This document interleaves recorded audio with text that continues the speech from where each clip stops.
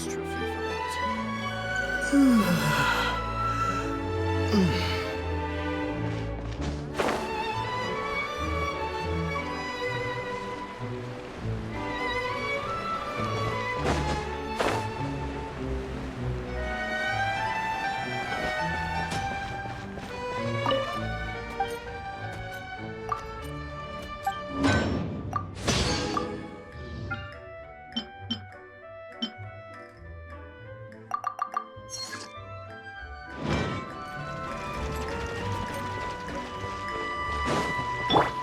Full throttle!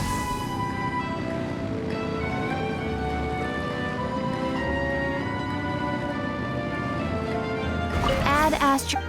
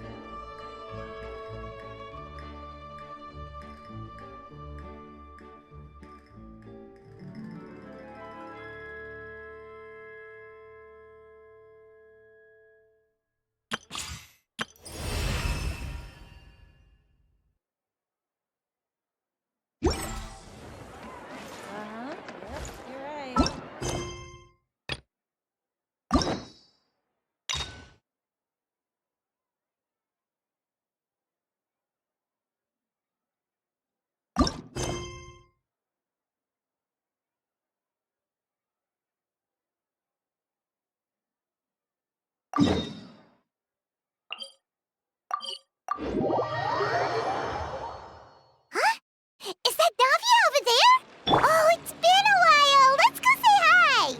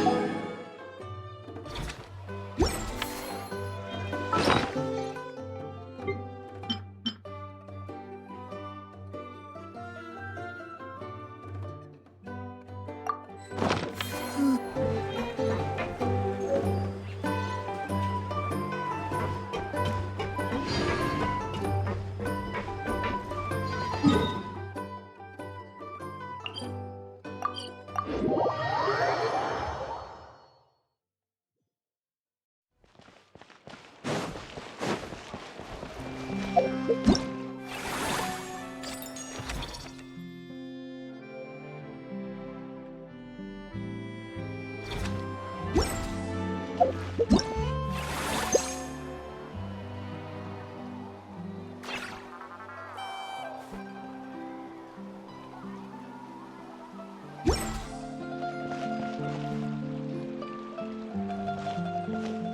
Navia! What you up to? Shh! Get lost, Monica! I don't want to see you back here until you're ready to wake up and start doing things properly! Right now, you're a disgrace to my kitchen and to the Hotel de Boer name! It was an accident. I'm sorry, did you hear me asking for excuses? No, I'll do better, I promise. Why is she so aggressive? She won't even listen to what the poor girl has to say. Oh, hey, cut her some slack. You gotta at least hear her out. Wait! Huh? Who do you think you are telling me? Wait a sec. Navia? So, you're bringing backup now. Suit yourself! You're still wasting your time!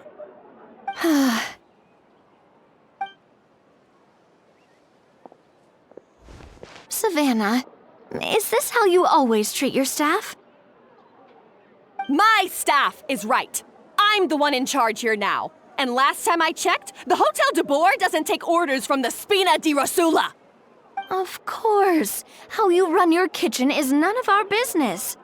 But when a member of your staff is so overworked he becomes gravely ill, that most definitely is our business. We're going to stand up for him, whether you like it or not. Overworked? I've said it before and I'll say it again. If Fermont can't handle the job, then tough luck. There are plenty of other capable people I can hire instead. But Philmont can do the job, he just... Monica, back inside, now! Huh? But you said I shouldn't come back until... Just do as you're told, and not another word out of you! Come on, we have work to do! Wow, what a horrible person. Sorry. Looks like I've dragged you into some drama again.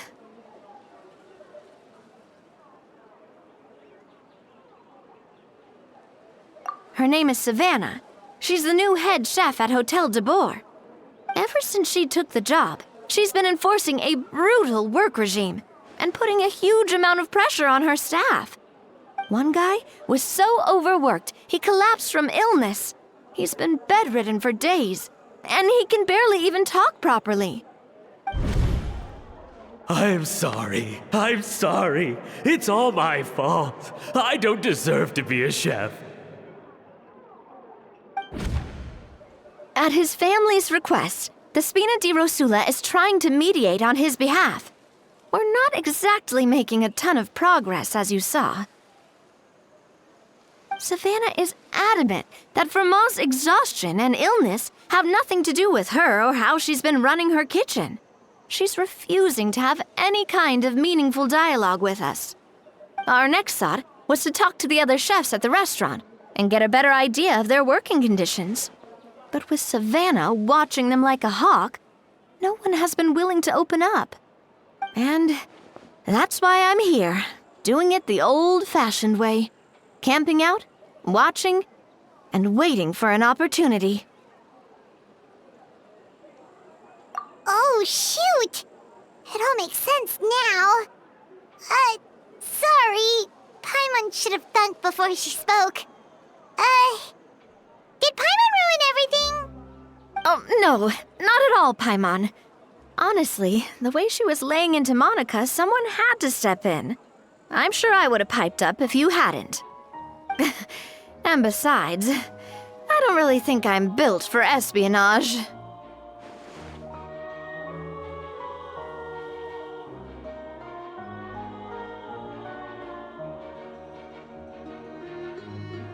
Yeah, meaning it's gonna be all the more difficult to get the inside scoop now. Oh, I might as well head back to the Fleuve Cendre then. We'll need to come up with a whole new game plan. Paimon will join you, 'cause this is kinda all Paimon's fault. Oh, guys, it's fine. You don't need to worry about it. That said, If you were planning to visit the Fleuve Cendre anyway, let me take you out for a meal. I'll make sure it's a proper feast. A really famous chef just joined the Spina di Rosula's tavern. Her name is... Sorry to interrupt. I just wanted to apologize for the scene you witnessed just now. We shouldn't subject our customers to that. This is a small token from us. It's some candy from Monica. She asked me to make sure it was delivered into your hands. Monica's the one apologizing? Huh. Clearly Savannah is the one who owes an apology. Our head chef has been a little highly strung lately. Sorry for everything. All right. Since there's candy, Paimon will drop it. Not the candy. Thank you for understanding. We'll make sure to pass your feedback on to Miss Savannah. A little highly strung, huh?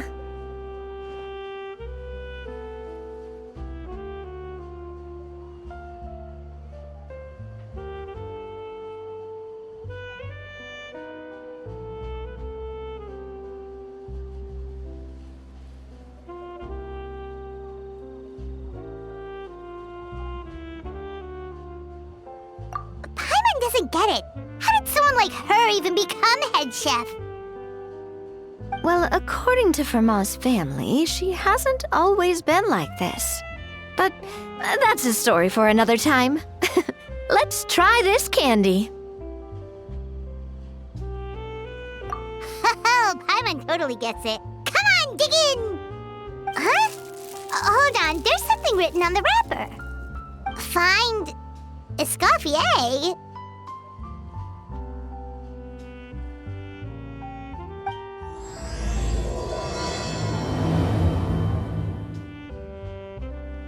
Escoffier?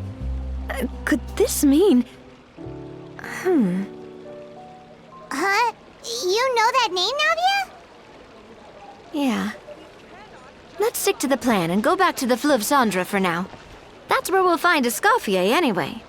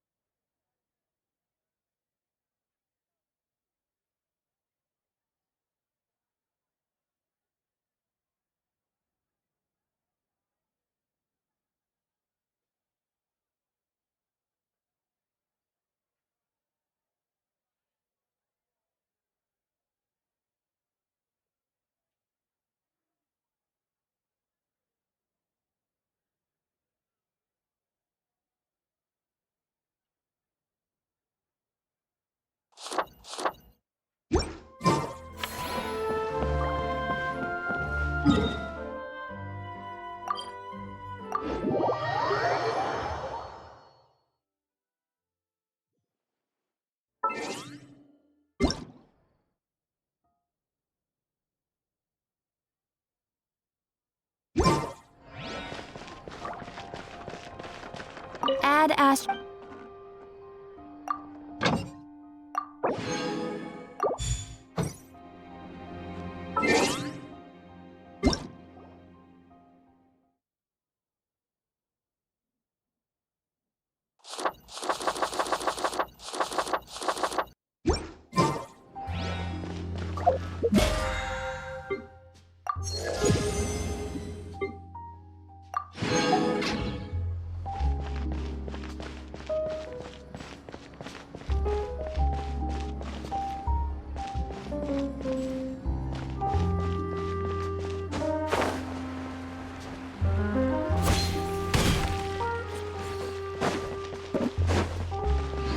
There'll be an extra fee for that.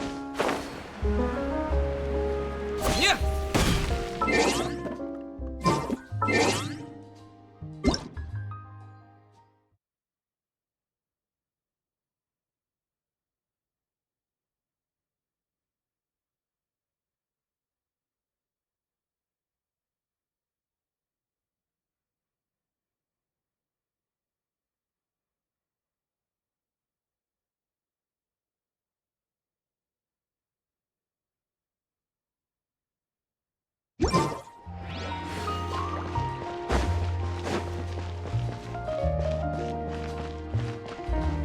Add Astra.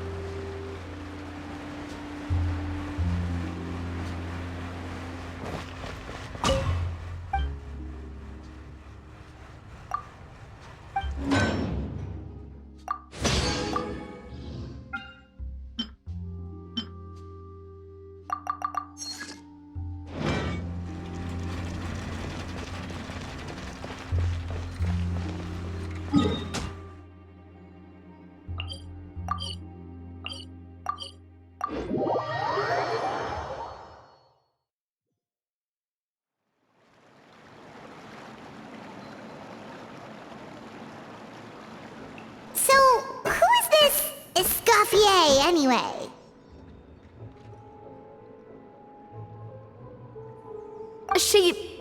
Well, for starters, she used to be the head chef at the Hotel de Boer, before Savannah. She recreated the legendary Gâteau de Boer and restored the restaurant back to its former glory. Safe to say, she's the most renowned head chef in the Hotel de Boer's history, after the culinary genius Modeste himself. Gâteau de Boer? That's the super exclusive cake that they only sell a few slices a day, right? Wow. Why the heck would she let Savannah take her place?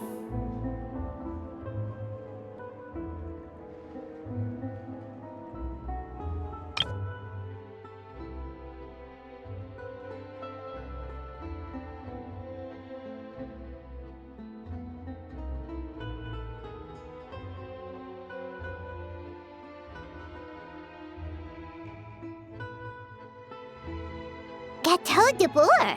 That's the super exclusive cake that they only sell a few slices a day, right? Wow.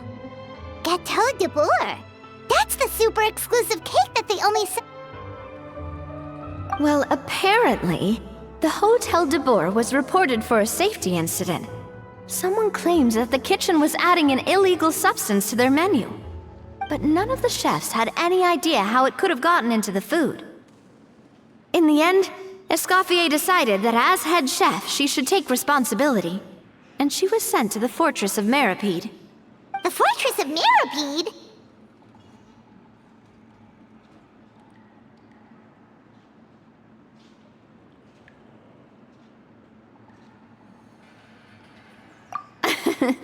Well, you're right. The quantity of the substance they found was fairly minimal. Even the guards believed the whole thing was probably just an accident. Escoffier didn't have to stay in the fortress for long, but still, by the time she returned, the role of head chef had already passed to Savannah. So that's what happened. Paimon still thinks it's really unfair. Even though Escoffier is no longer head chef at the hotel, she's still well respected by the staff. So, I'm guessing what Monica wants is for us to convince Escoffier to try and negotiate with Savannah on the staff's behalf. Oh, Paimon gets it! Monica wants Escoffier to come back and kick Savannah out. It's simple. If the new head chef is stressing everyone out, then the solution is just get the old one back. Well, about that... You thought cream of mushroom soup was ready to serve after 3.5 minutes on the stove! You'd have had more sense serving hot water with ice cubes. At least then you wouldn't have wasted all this perfectly good cream and mushroom! What do you say, Hilaire? I'm sorry, Cream. I'm sorry, Mushroom. As you can see, Escoffier is that kind of chef as well.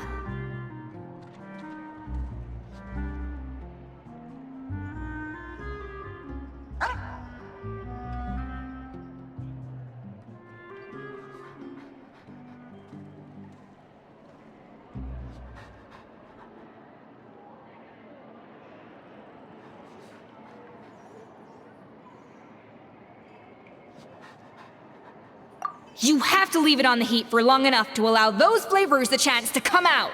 Don't be fooled by the aroma when the water first starts to boil. Got it? Yes, Chef. Then go back and do it again. The customers are still waiting. Remember where you went wrong and don't repeat the same mistake twice.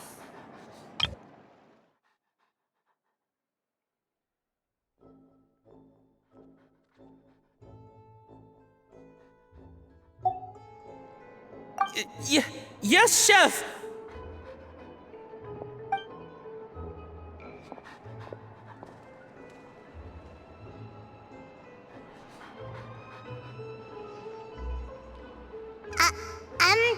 Excuse us, Waiting to be served? Sorry, we're pretty busy. I'm afraid you have to join the line.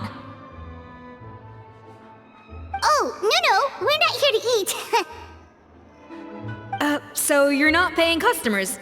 Then I'm afraid the wait will be even longer. It's hard to talk to Escoffier when she's in the zone. Let's take a seat. We can catch up while we wait.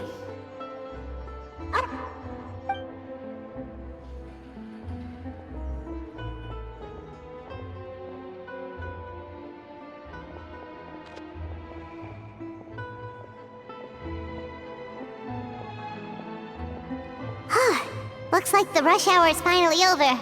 Is it always this busy here? These days, yes. I'd say business has tripled since Escoffier joined as temporary head chef. Well, in her words, the Hotel de Bourg doesn't need her anymore. It doesn't look like she's got any plans to go back.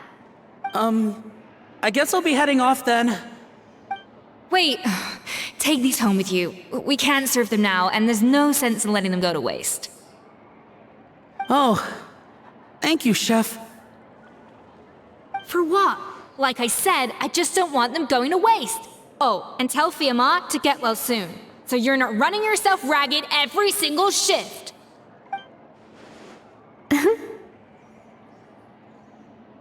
Fiamma. That's the second time we've heard that name. Who is that again? He's the chef that fell ill from stress. Hilaire is his son. And with Mom stuck at home taking care of Dad, he decided to pick up some work to help pay the bills. Escoffier knows their situation, so she's been making some extra food every day for him to take home. Hey, I heard that, Navia! I've told you before, no one's making extra food. Hilaire is making blunders in the kitchen, and I can't serve his failed dishes, so he might as well take them home. Yeah, failed dishes that just so happen to be nutritionally complete every single time. So you two must be the world-famous traveler and his companion, Paimon. Yes? Is there something I can help you with? Oh, so you know us already. We'll skip the introduction then. We're here to talk about Savannah.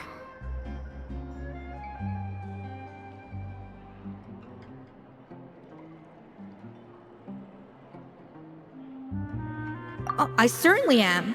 The Spina's headquarters are right next to the tavern.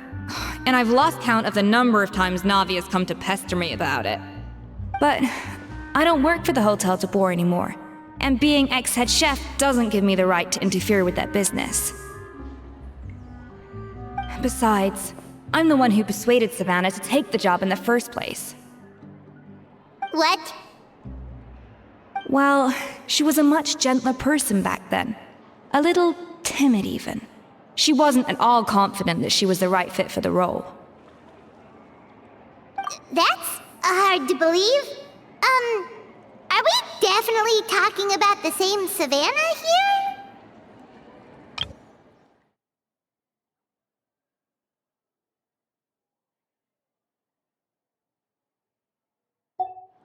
Honestly, I do wonder if she's just emulating me. I mean, I'm not the most pleasant head chef to be around either.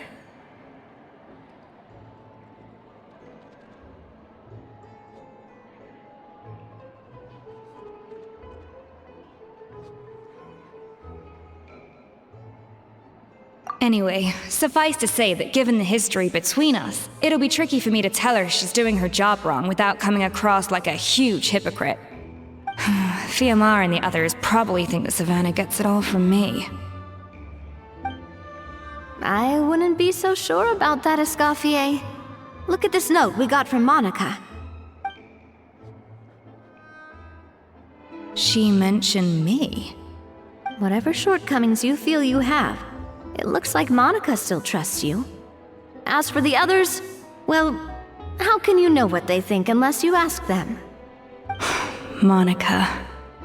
Plus, it's not like we're asking you to storm in there and raise hell.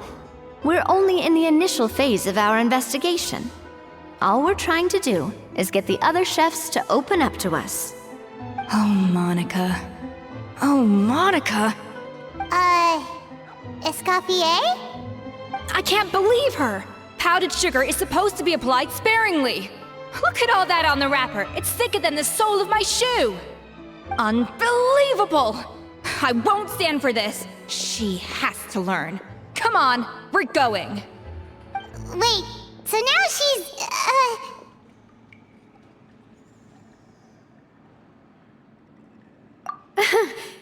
Let's go catch up to her. We don't want to keep her waiting.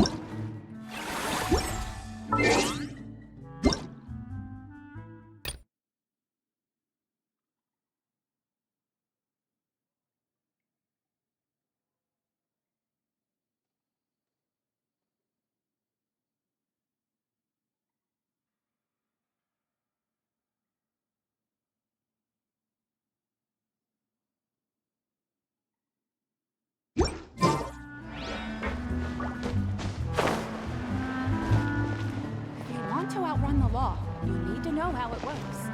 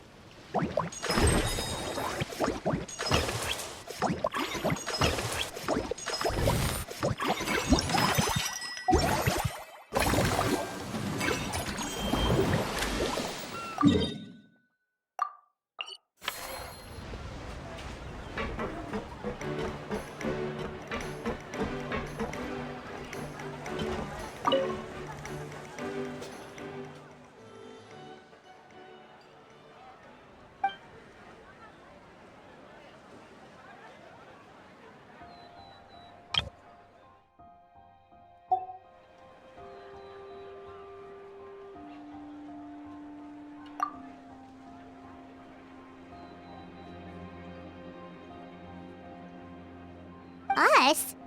Wait, but Paimon hasn't seen Linny anywhere!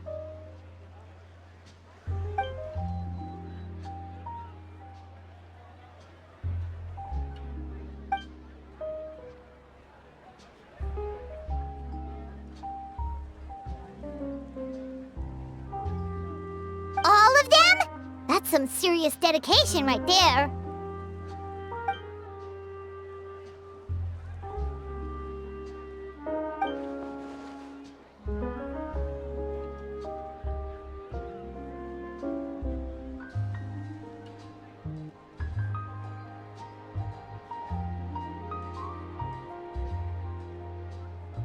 Paimon had no idea Linny was so into horror films.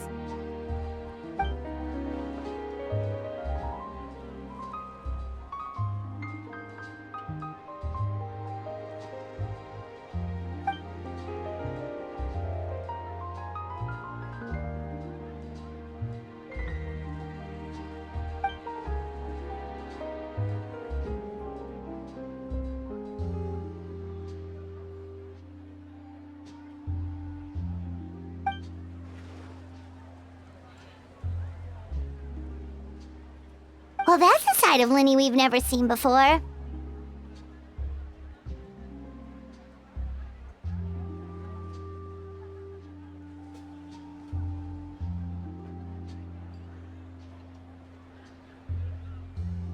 Don't even think about roping Paimon into this!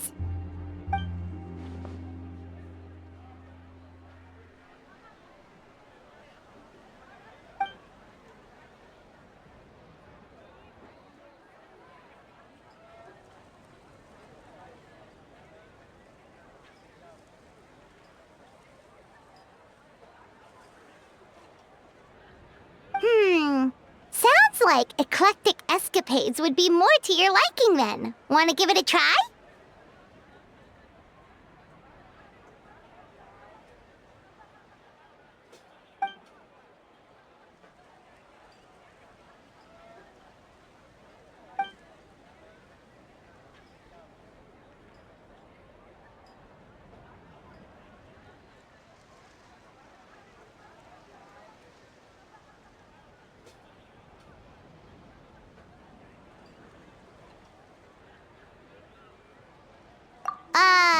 Is that really that entertaining? Still, if you're interested in the attraction, why not become a consultant? That way you'd get to see more of the visitors' reactions too!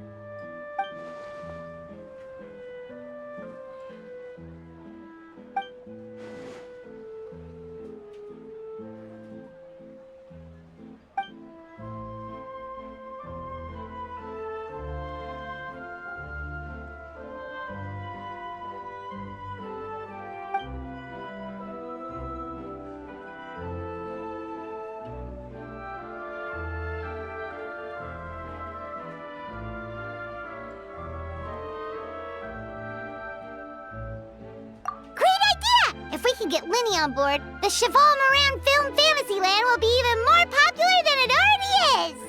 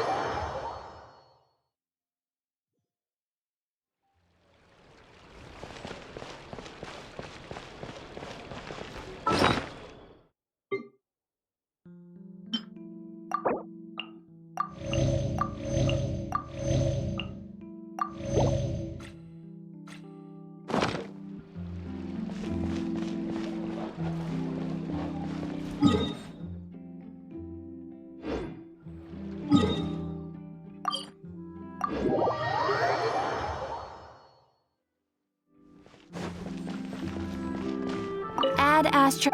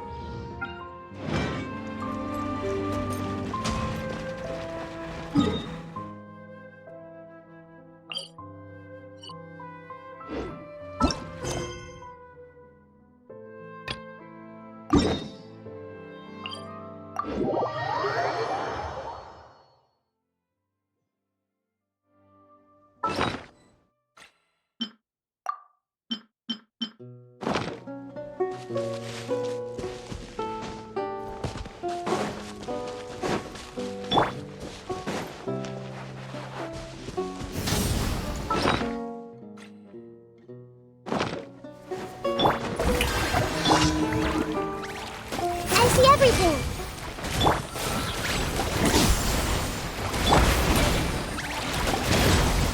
Time to shine! Light it up! Light up the blazing sun!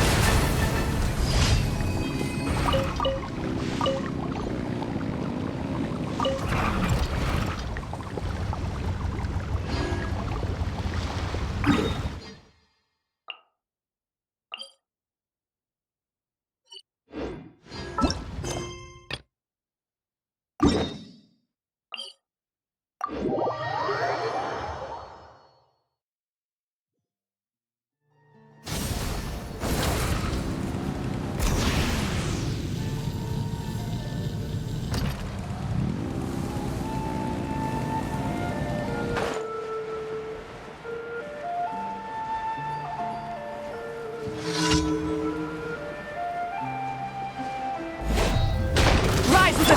Shower me with the... Everyone hold hands.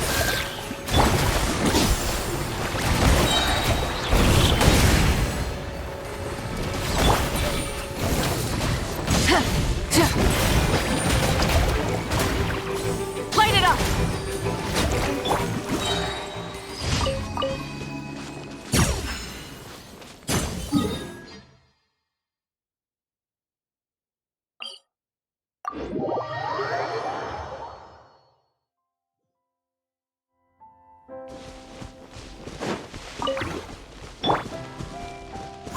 Hey!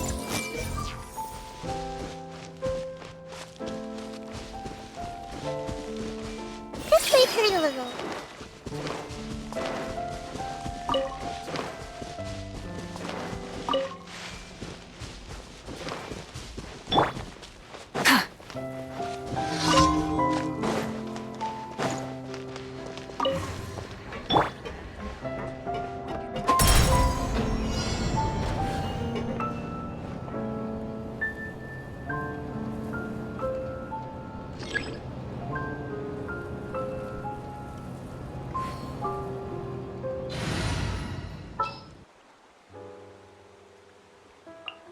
Give me a moment to compose my.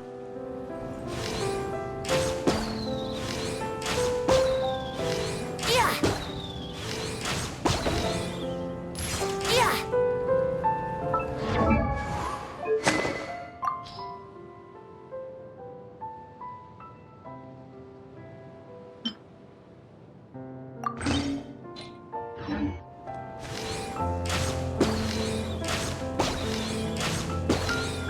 Yeah!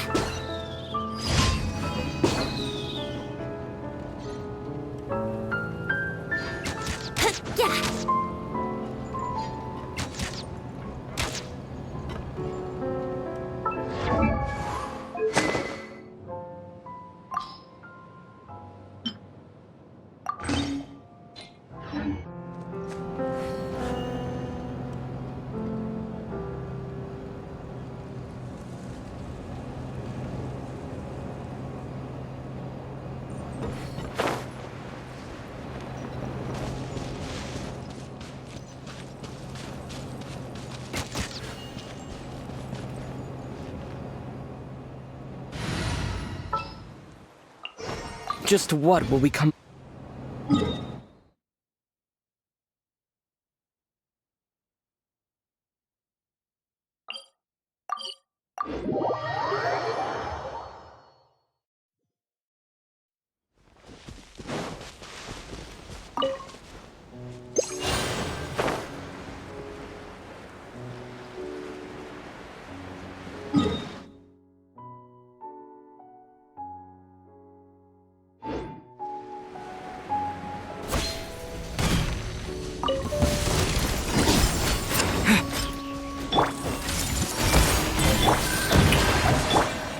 Rise with the sun!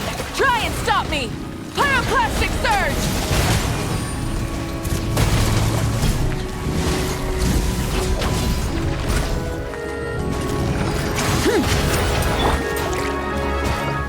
Let the world collide!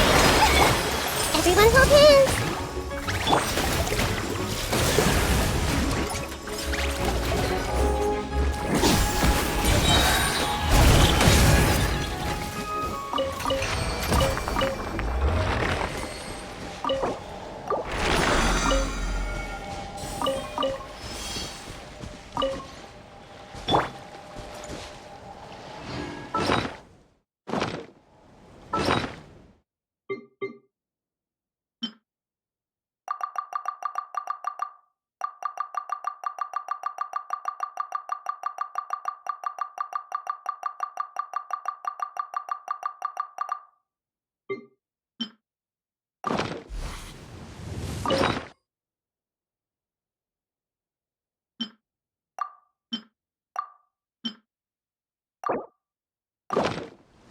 Light it up! Yoo-hoo! Commit it to memory!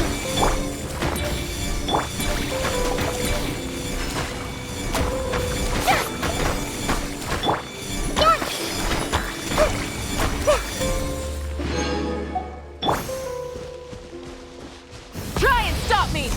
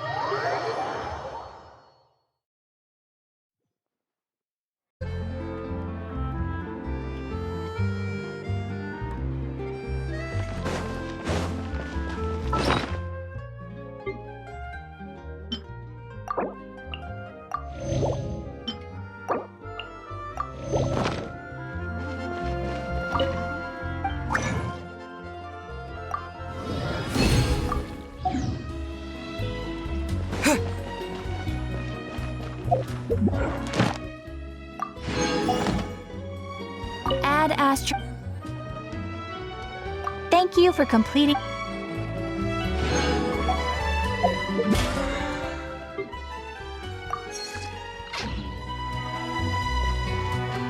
There'll be an extra fee for that. I'll think about it.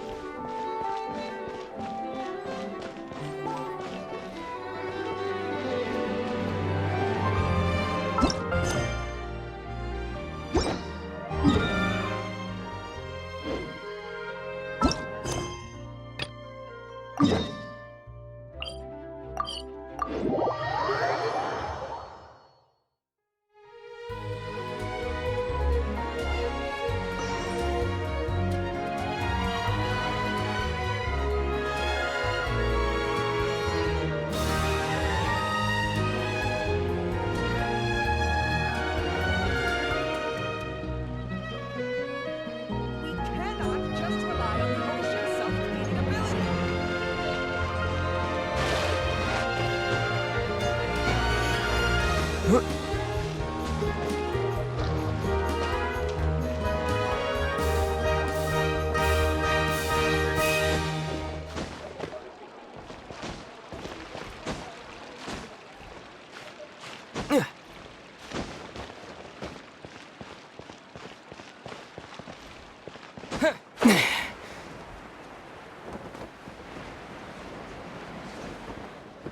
Yeah! Yeah!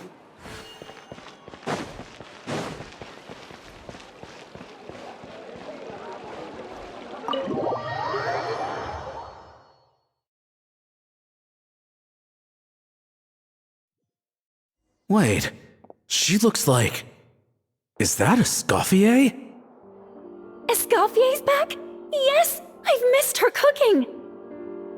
I was just saying, Hotel de Bourg is nothing without her. You can't match Escoffier's talent.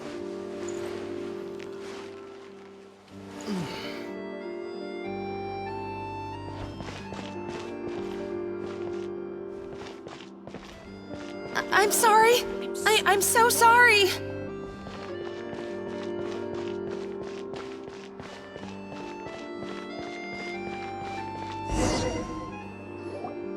I'm sorry. I'm so sorry. I messed up your order.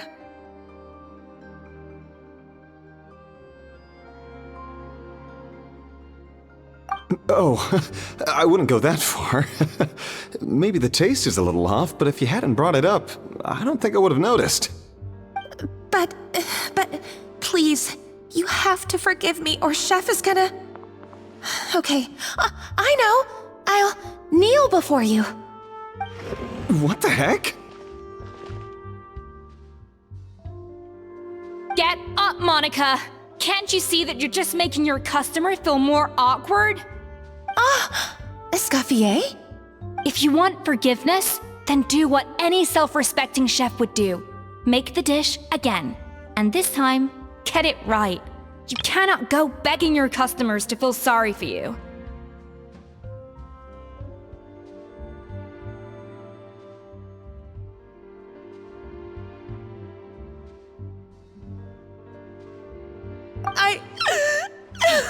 Savannah said that I'm not allowed back in the kitchen until I've corrected my mistake. But if I can't go back into the kitchen, I can't do the dish over. That's some backwards logic. How can you fix your mistake without being allowed to cook? If this is what Fermat had to put up with, then no wonder he had a breakdown. We apologize for interrupting your meal, sir. It's fine. With my layman's palate, it's not like I can tell the difference anyway. I was actually quite enjoying my meal until she appeared out of nowhere and started apologizing. Gave me a bit of a fright, to be honest. Oh, well, it's because Chef Savannah tasted a bit of the leftover soup from my pot and then threw me out of the kitchen. Gosh, that's pretty strict. Has she always been that way? I don't recall things being like this when Escoffier was head chef here. I gotta say, you're all looking a little worse for wear these days. I mean, Escoffier was strict too, but I think the difference is that her criticism was more constructive, so You knew what you did wrong and how to improve, and we all knew that it came from a good place. Chef Escoffier was hard on us because she truly wanted us to reach her level. But these days, whenever we make a mistake, we just get told to wake up, get your head in the game, or just do it again. And it's only gotten worse since word got out that Chef Escoffier had started working again in the Fleuve Cendre. Monica, you don't need to call me chef. I'm not the boss here anymore. Yeah, but through no fault of your own, what happened back then, that wasn't on you, and all of us know that. That banquet was a huge event, and so many staff were involved every step of the way. With so many moving parts, there's no way of knowing how that Lumiline ended up in the food we served. Lumiline? What's that? A new drug from the Fontaine Research Institute, produced from an extract of the Lumitoile. Apparently it sharpens the senses, so they used it to treat people with impaired responses to stimuli.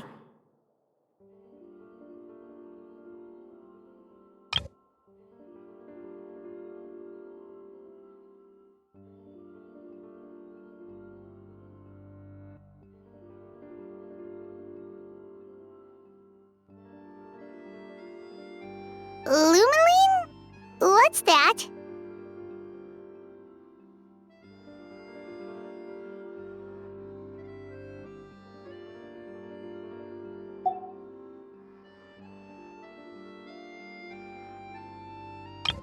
A new drug from the Fontaine Research Institute, produced from an extract of the Lumitoile. Apparently it's sharp. Oh, yeah, I've heard about that. They found out you can use it as a flavor enhancer since it stimulates the taste buds. Makes things pretty addictive. They also found that overuse can have mood-altering effects, and even lead to nerve damage. So it quickly ended up on the guards' list of controlled substances. Unfortunately, however, some food products containing the additive had already made it to the market by the time the guards banned it from the restaurant industry. Everyone knows that in all likelihood, someone probably just purchased a batch of contaminated ingredients by mistake. But you took all the blame. We all know why. You just didn't want to see this turn into a place where tensions are constantly running high, because everyone's suspicious of each other all the time. And now look at you, a fry chef in the Fleuve Cendre. What are you trying to say? Sure, the Spina's Tavern is no Hotel de Boer, but come on, it's not that bad, is it? Ah, the Fleuve Cendre, you say? Great. That's where I'm dining from now on. Monica, I'm very happy with my current job. And there's no changing the past. We just have to let bygones be bygones. Besides, at the end of the day, I was the head chef, regardless of whose mistake it was. Ultimately, the responsibility lay with me. If only Savannah was half the boss you were. I'm sorry? Do you have a problem with my conduct as head chef? No, chef. So you do remember who's boss? Escoffier?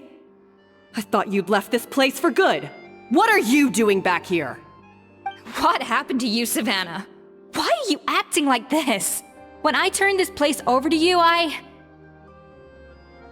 You made me the head chef and gave up your right to tell me how to do my job. You're not the boss here anymore, so stop acting like you own the place. Whoa. Sounds like someone has a chip on her shoulder. Oh, Savannah! My God, have you grown a temper since I last saw you? Have you put even half the amount of energy into improving your cooking skills, or are you still using the Pluie Lotus as an off-brand marcotte, thinking no one can tell the difference? That's none of your business! What happened to not storming in and raising hell?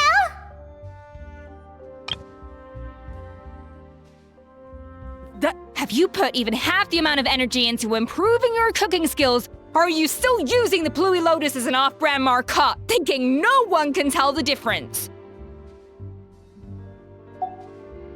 Ho ho! I was not expecting to see something this spicy as soon as Escoffier returned. Huh? Fanagem? Aye, miladies. Might I make a humble suggestion? Given that we have ourselves a tête-à-tête between chefs at the Hôtel de Bord, I dare say it would be de rigueur to settle this the traditional way. The traditional way? That can only mean one thing. That's right. I'm talking, of course, about the tradition established by Modeste himself. The cooking contest! According to legend, the founders of Hôtel de Bord, Modeste and Savelli, used this method to resolve all of their disputes. Everything from petty arguments over next week's menu to disagreements over the strategic direction of the restaurant. According to legend, the founders of Hôtel de Bord, Modeste and Savelli, used this method to resolve all of their disputes. Everything from petty arguments over next week's menu. That's right! I'm talking, of course, about the tradition established by Modeste himself. The cooking contest! Huh? Fanagem?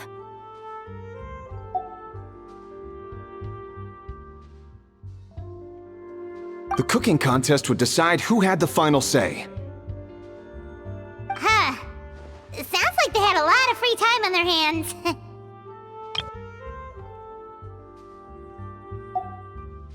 Ah, well, it might sound that way to us. But in fact, the cooking contest played an enormous role in motivating chefs to hone their skills, reaching new heights of excellence in the culinary arts. And indeed, the reintroduction of this institution in recent years has surely been instrumental in transforming the Hôtel de Bord into the top-ranking restaurant in Fontaine. Reintroduction? Someone brought it back? Who? What say you, Escoffier? Surely you of all people won't back down from this challenge. It was you who put the rule in place, after all.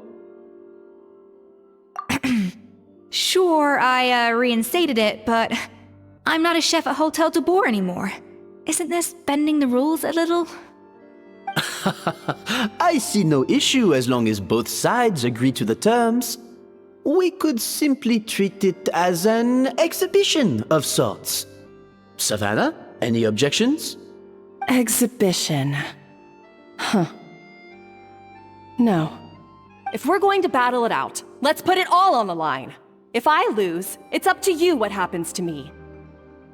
I don't want anything to happen to you. But if you lose, you hand over the Codex de Bord to me.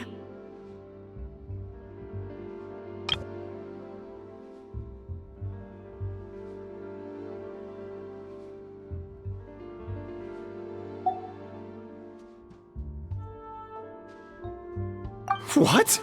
The Codex de Bord?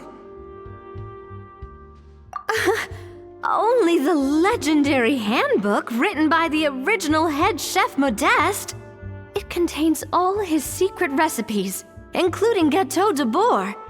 It's the greatest treasure in Fontaine's culinary world, and only the present and former head chefs of the Hôtel de Bord have the right to read it. Present and former? Wait, but that already includes Savannah, though. What do you want that old thing for? You have your own copy, don't you? Don't take me for a fool. You know perfectly well what I mean. I want your copy, the original version, the one you took with you when you left us. I'm sorry, I must be missing something. You know, there's no difference between the original and the copy, right? They contain the exact same recipes. Stop trying to change the topic. What's wrong, Escoffier? Scared you're gonna lose to me? Or are you scared of me getting my hands on the original codex? Savannah, you may remember that we gave her the original as a parting gift, to thank Escoffier for her years of service. Asking for it back feels a little, Oh, I'm sure it won't be an issue, as long as both sides agree to the terms. Those were your words, weren't they? And as for the contest itself, let's make it a bake-off. Gâteau de Bord, per the recipe in the codex. Well, Escoffier, you against me. Are you in or out. You sound surprisingly confident. Alright then, let's see how much you've actually grown. I hope you surprise me, Savannah. I'd hate to find out that all you've learned after this long is how to chew people's heads off. Believe me, I'll show you.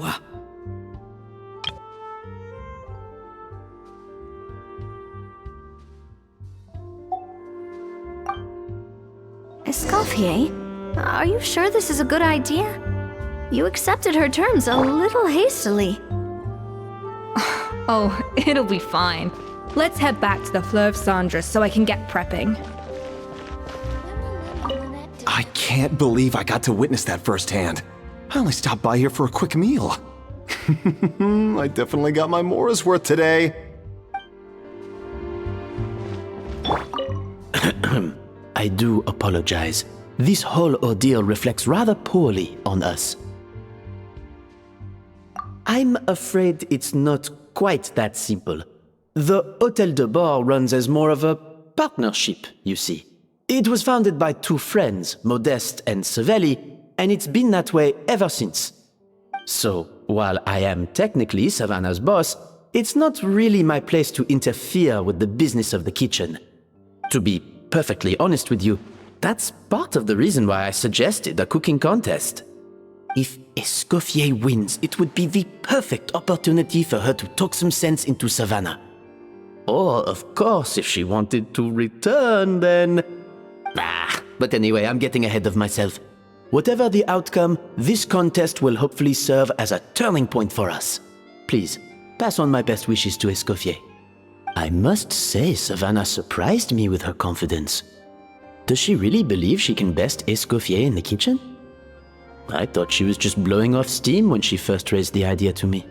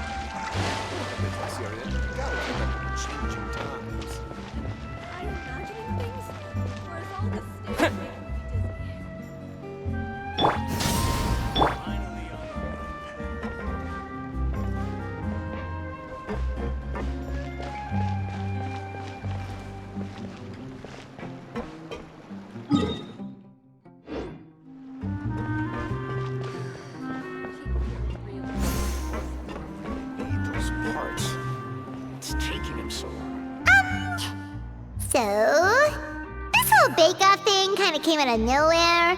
Was it really sensible to just go along with it?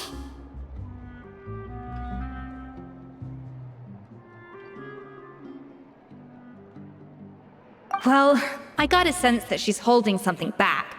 But we chefs always express ourselves in our cooking. So if she won't talk, this might be the best way to find out what's really going on with her. Huh? Holding back? Sure didn't sound that way to Paimon. Escoffier only picked up on it because she's the same way. Always closed off, never letting you know what she really thinks. That's patently false, at least where your macarons are concerned. I've been nothing but truthful with you about the disgraceful amount of sugar you use.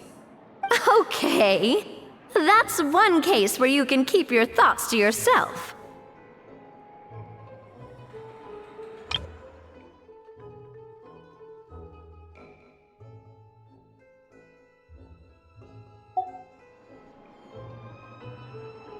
Oh, that? Well, it's not so much a recipe book as a diary of Modeste's adventures. Back in the day, he and his good friend Savelli explored far and wide, partly adventuring, partly looking for new ingredients and developing new recipes. Their creations had an enormous influence on the course of Fontaine cuisine, turning it into a much more vibrant and diverse scene.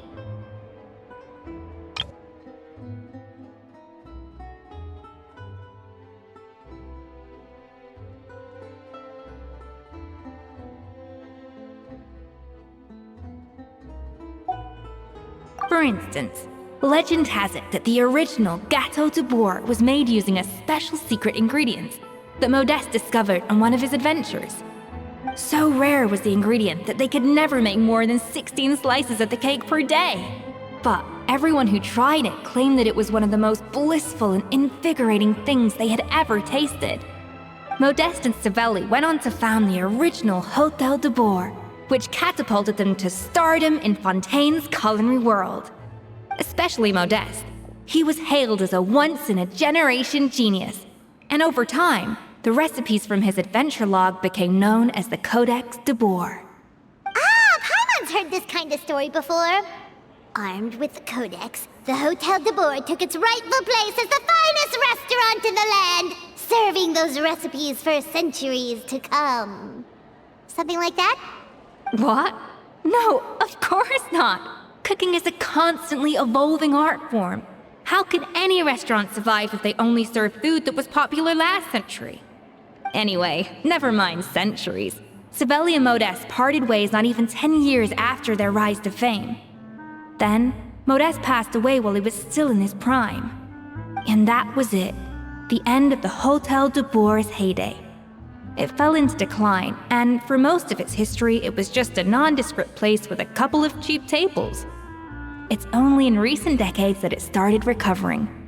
Even then, it still took numerous relocations and changes of management before we finally ended up with Vanigem and the restaurant we have today. Oh! So the Codex really isn't all that, then. Paimon figured it was like one of those mystical books they have in Liwei's martial arts novels, where the main character learns all their secret powers from? Yes, well, that's fiction, and this is reality. You can't meet the tastes of modern diners by following some ancient recipes from a dusty old book. Case in point. Even the Gâteau de Bourg they sell now is actually Escoffier's reimagination. Wait, really? Why though? Didn't that recipe make it into the Codex? It did, but like I said, it's a dusty old book now, and the records aren't as legible as they once were. Not to mention that there's no way of finding the secret ingredient Modeste wrote about.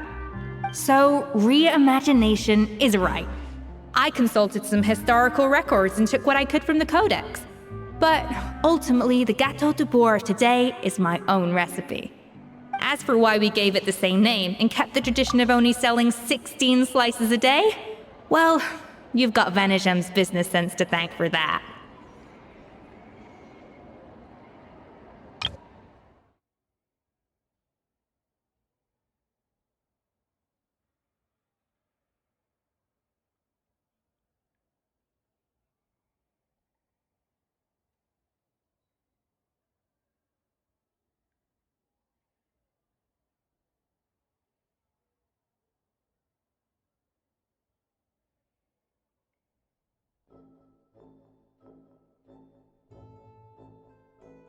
As for why we gave it the same name and kept the tradition of only selling 16 slices a day, well, you've got Vanishem's business sense to thank for that.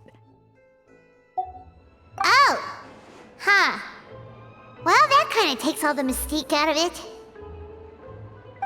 Hey now, it might not be the original Gâteau de Bourg, but it's still the most delicious cake in Fontaine today.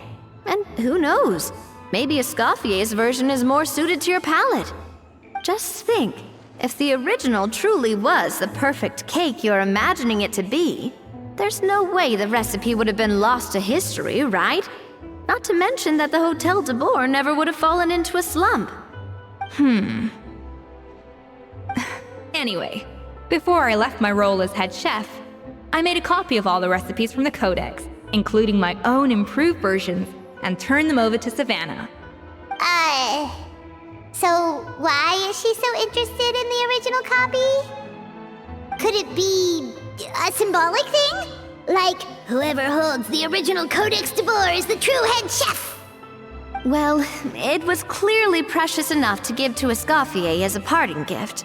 Meanwhile, Savannah only got a copy. Maybe from her point of view, it's like management doesn't truly see her as being worthy of the role.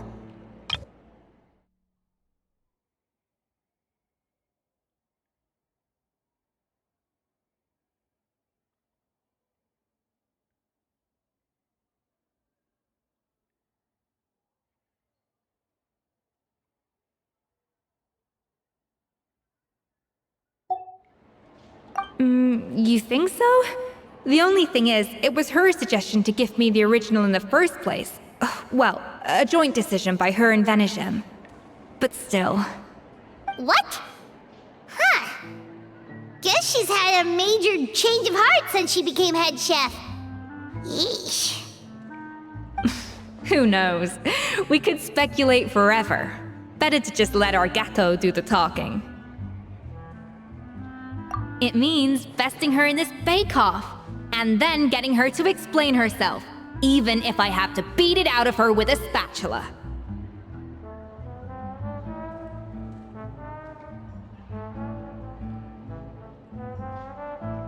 However much she's changed since we worked together, I believe that she still has her chef's pride. And if she respects the art, she'll respect the outcome of our contest. Well, I'm confident that you and your spatula can get justice for Froment. All you need to do now is win the contest. But that should be a breeze for you. Let's not get too ahead of ourselves. Gâteau de Bourg is very complicated to make.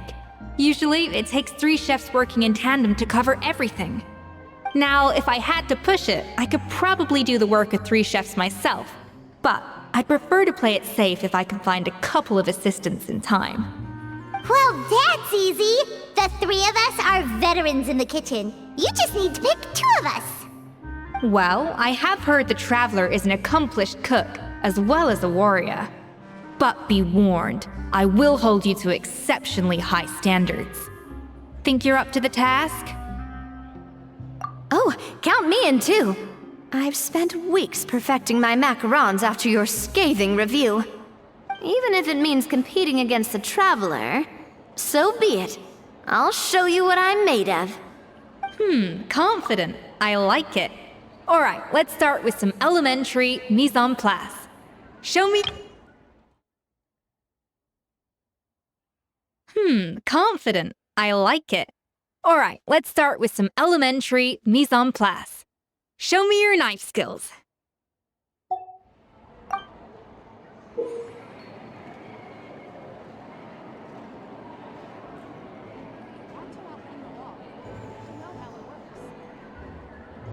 I guess I'm finally on the right path.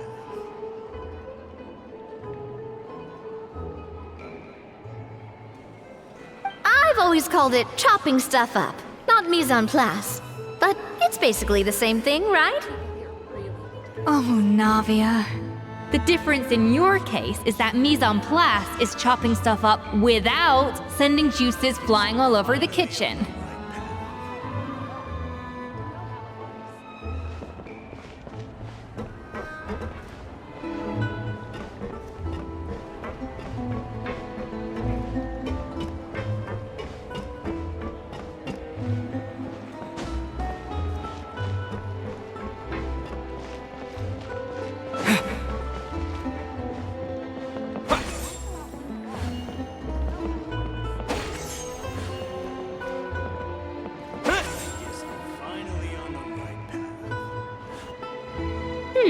Looks like you found that easier than I expected. Yeah, thankfully it was pretty straightforward in the end. You made it sound like we'd be carving statues out of fruits or something. Well, brace yourself, because the next step is anything but straightforward. I'll be using this cold press to extract flavor compounds from the ingredients.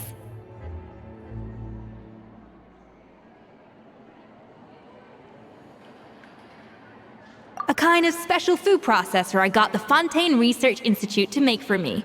It uses cold temperature extraction to isolate the essence of cooking ingredients, which can then be used to flavor dishes more precisely.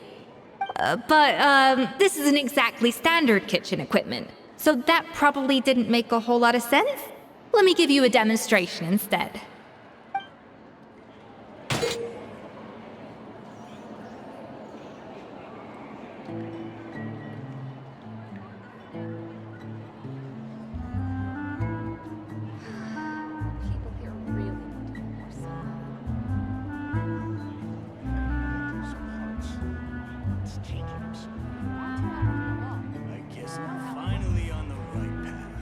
Custom-made equipment from the Fontaine Research Institute, huh? That's some pretty high-tech food prep. Paimon's never used anything this weird before. Cool. Not weird.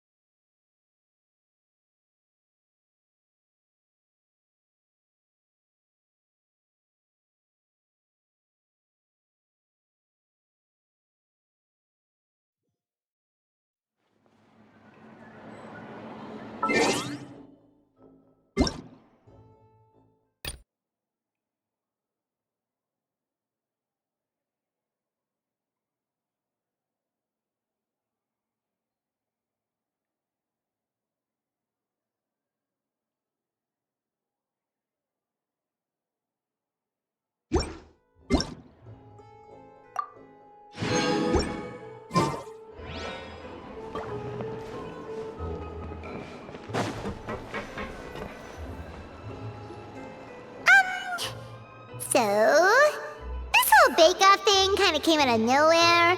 Was it really sensible to just go along with it? Well, I got a sense that she's holding something back.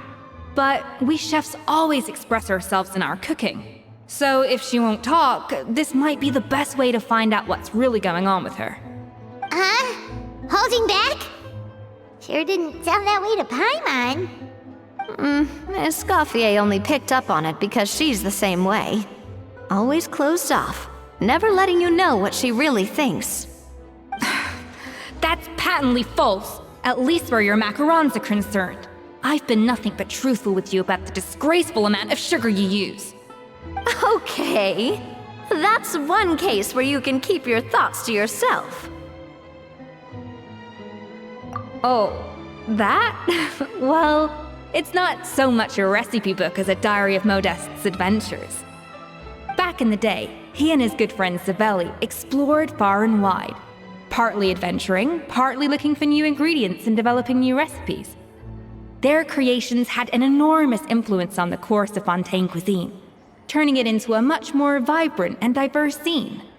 For instance, legend has it that the original Gâteau de Bourg was made using a special secret ingredient that Modeste discovered on one of his adventures. So rare was the ingredient that they could never make more than 16 slices of the cake per day. But everyone who tried it claimed that it was one of the most blissful and invigorating things they had ever tasted. Modeste and Savelli went on to found the original Hôtel de Bourg, which catapulted them to stardom in Fontaine's culinary world. Especially Modeste. He was hailed as a once-in-a-generation genius, and over time, the recipes from his adventure log became known as the Codex de Bourg. Ah, Paimon's heard this kind of story before. Armed with the Codex, the Hôtel de Bourg took its rightful place as the finest restaurant in the land, serving those recipes for centuries to come. Something like that? What? No, of course not. Cooking is a constantly evolving art form. How could any restaurant survive if they only served food that was popular last century? Anyway, never mind centuries. Savelli and Modeste parted ways not even 10 years after their rise to fame. Then, Modeste passed away while he was still in his prime. And that was it. The end of the Hôtel de Bourg's heyday. It fell into decline, and for most of its history, it was just a nondescript place with a couple of cheap tables. It's only in recent decades that it started recovering. Even then, it still took numerous relocations and changes of management before we finally ended up with Vanigem and the restaurant we have today. Oh! So the Codex really isn't all that, then. Paimon figured it was like one of those mystical books they have in Liwei's martial arts novels, where the main character learns all their secret powers from. Yes, well, that's fiction, and this is reality. You can't meet the tastes of modern diners by following some ancient recipes from a dusty old book. Case in point. Even the Gâteau de Bourg they sell now is actually Escoffier's reimagination. Wait, really? Why though? Didn't that recipe make it into the Codex? It did, but like I said, it's the dusty old book now, and the records aren't as legible as they once were. Not to mention that there's no way of finding the secret ingredient Modeste wrote about. So, reimagination is right. I consulted some historical records and took what I could from the Codex. But ultimately, the Gâteau de Bourg of today is my own recipe.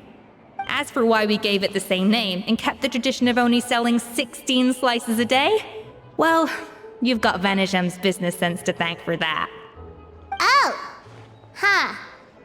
Well, that kind of takes all the mystique out of it. Hey now, it might not be the original Gâteau de Bourg, but it's still the most delicious cake in Fontaine today. And who knows, maybe Escoffier's version is more suited to your palate. Just think, if the original truly was the perfect cake you're imagining it to be, there's no way the recipe would have been lost to history, right? Not to mention that the Hôtel de Bourg never would have fallen into a slump. Anyway, before I left my role as head chef, I made a copy of all the recipes from the Codex, including my own improved versions, and turned them over to Savannah. So why is she so interested in the original copy? Could it be a symbolic thing? Like, whoever holds the original Codex de Bourg is the true head chef!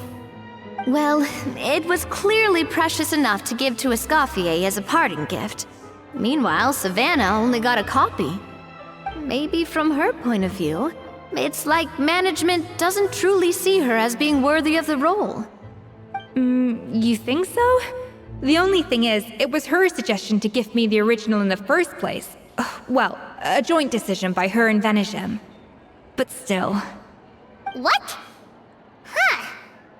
Guess she's had a major change of heart since she became head chef. Yeesh. Who knows? We could speculate forever.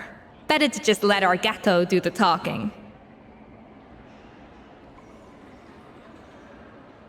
It means vesting her in this bake-off, and then getting her to explain herself, even if I have to beat it out of her with a spatula.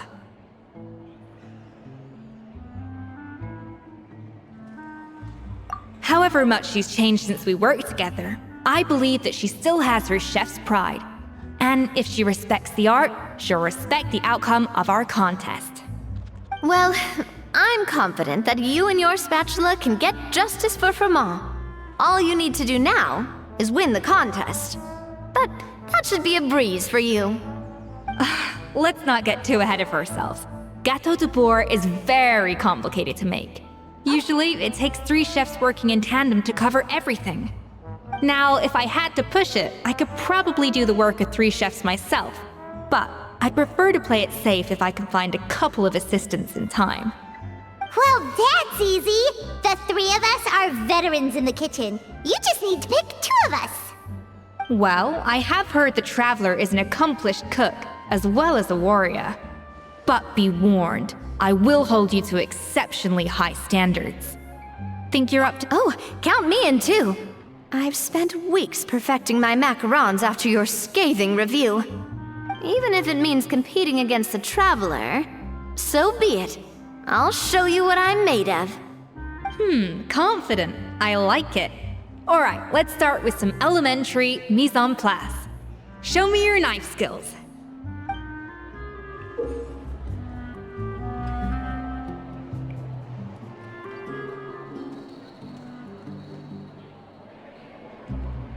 I've always called it chopping stuff up, not mise en place. But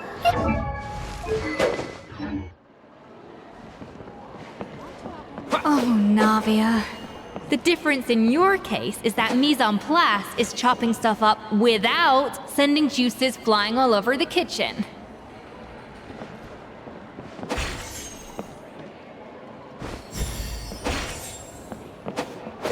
Yeah. Looks like you found that easier than I expected. Yeah, thankfully it was pretty straightforward in the end. You made it sound like we'd be carving statues out of fruits or something. Well, brace yourself, because the next step is anything but straightforward. I'll be using this cold press to extract flavor compounds from the ingredients. A kind of special food processor I got the Fontaine Research Institute to make for me. It uses cold temperature extraction to isolate the essence of cooking ingredients, which can then be used to flavor dishes more precisely. But this isn't exactly standard kitchen equipment, so that probably didn't make a whole lot of sense. Let me give you a demonstration instead.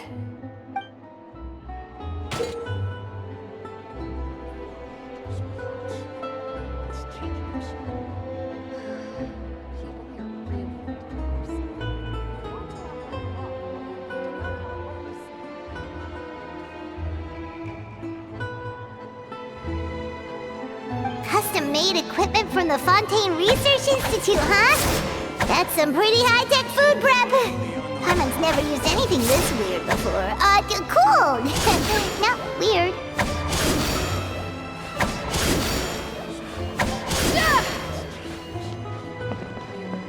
Bon appetit!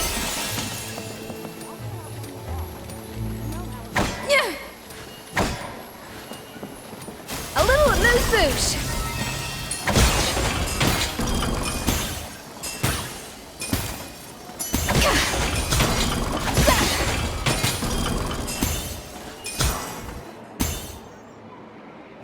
Done. These are the flavor compounds extracted from our ingredients. I've processed all the fruit you chopped up earlier. Wow! Even the smell is so much more concentrated. What next? Do we add all this stuff in? Absolutely not! Throwing everything in at once will ruin the balance of flavors. We have to go slowly and carefully to calibrate the exact flavor we want. I'll demonstrate again.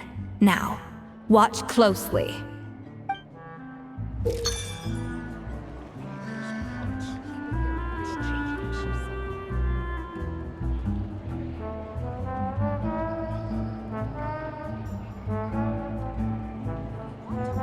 I guess I'm finally on the right path.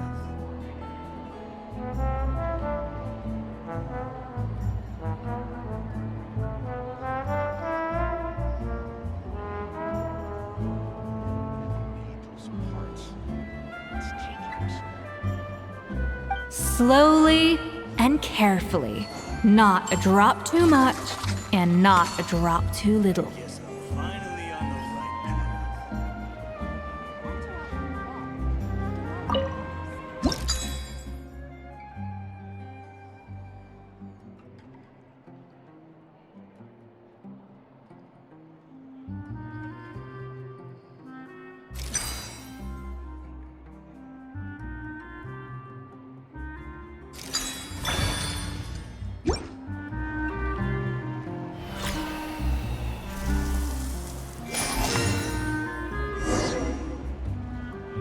And voila! Now it's your turn.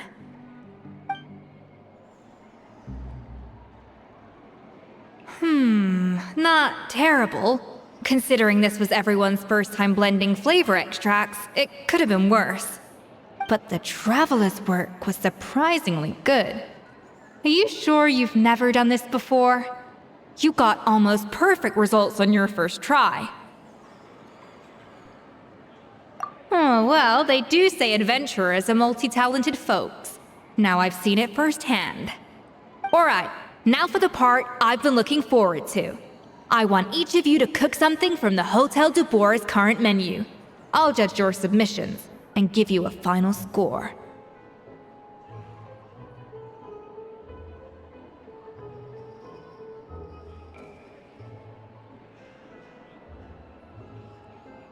That's right.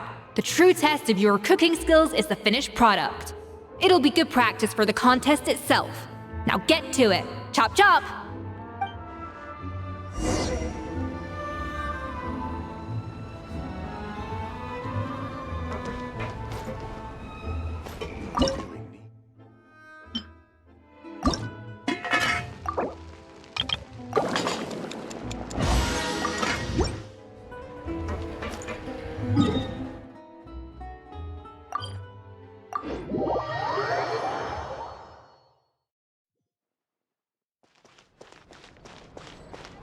Add astro.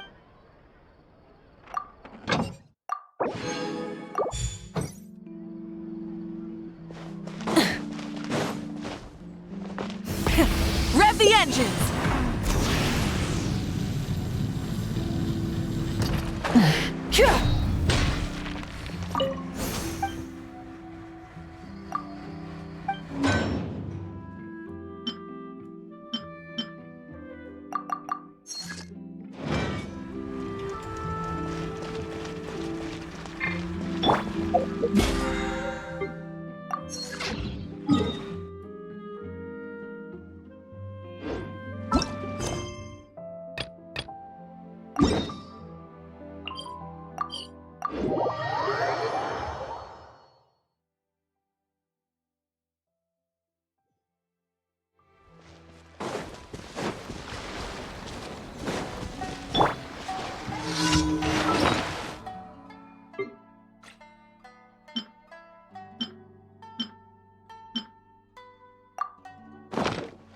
Rise with the... Strike up! Hey!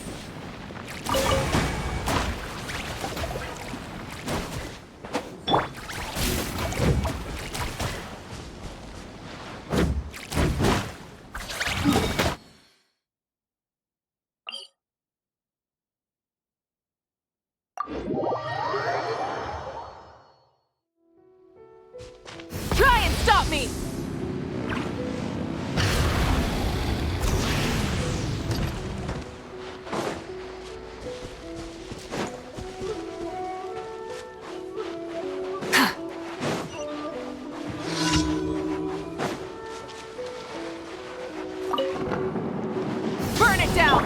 Strike a pose!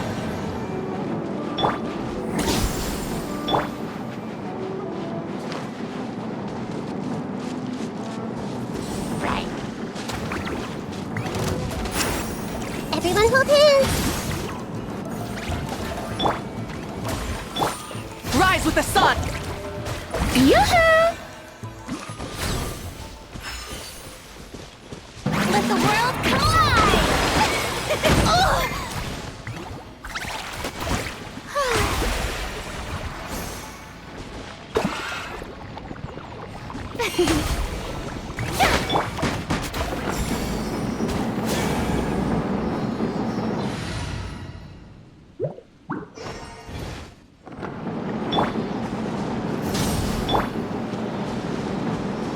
Strike a pose!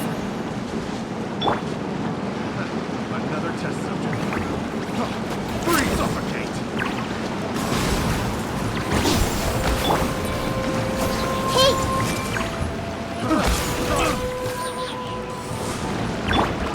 Burn it down! Light of the blazing sun! Try! I got cast. Picked the wrong test subject. Full throttle! Yoo-hoo!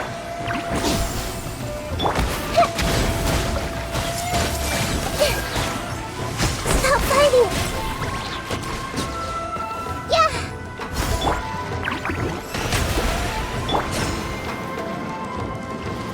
I see everything!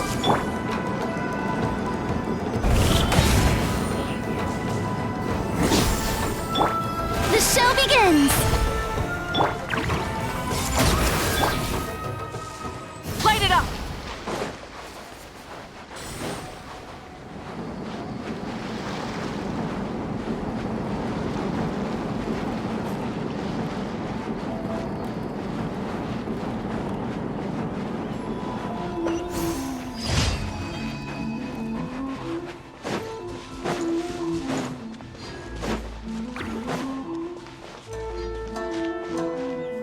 That mountain's so tall.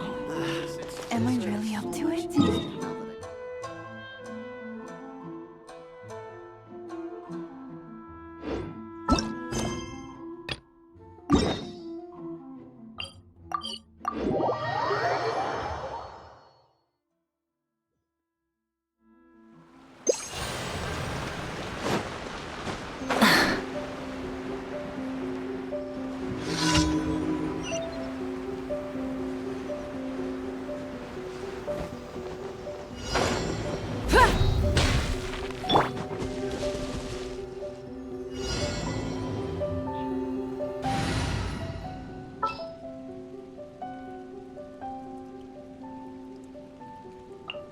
Ready for a rehearsal?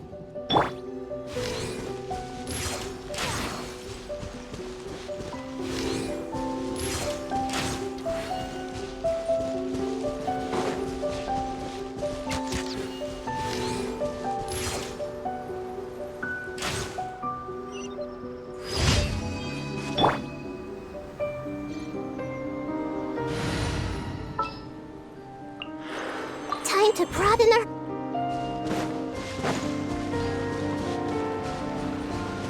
Rise with the sun!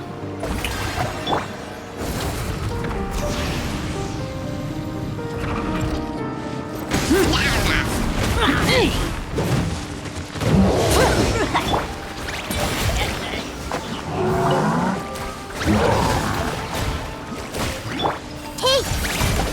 Sharing my knowledge! Burn it down! Wrath from the sky! No more mistakes! Strike a pose!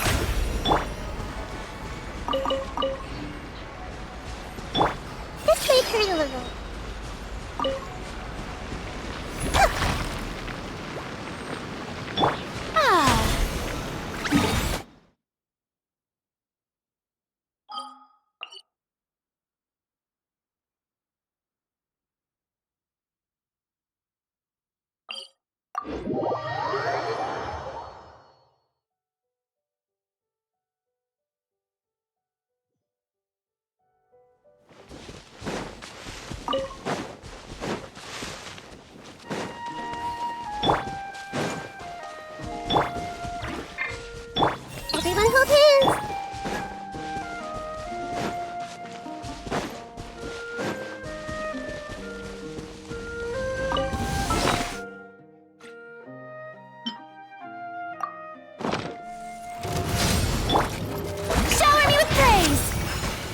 my name echo in song!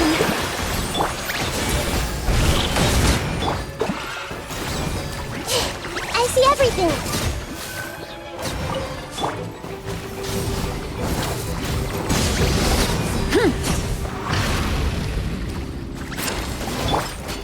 Strike a pose!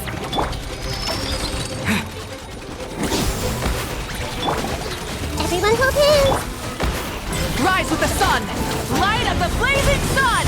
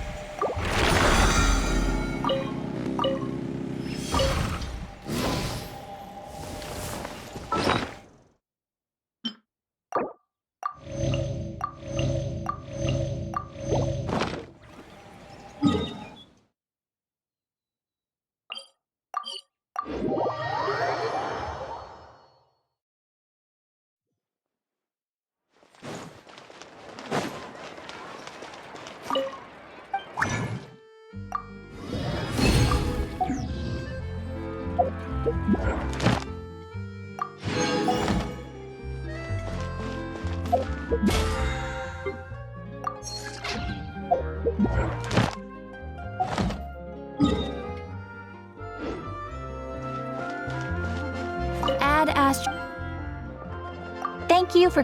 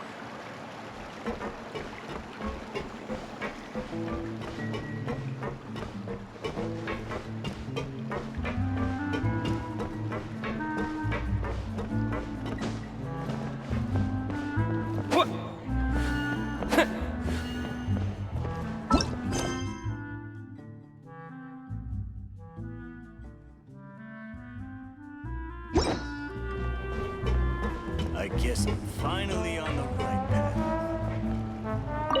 How's it going? Have you picked a dish yet? Choose wisely. I expect you to present the most delicious thing on the menu.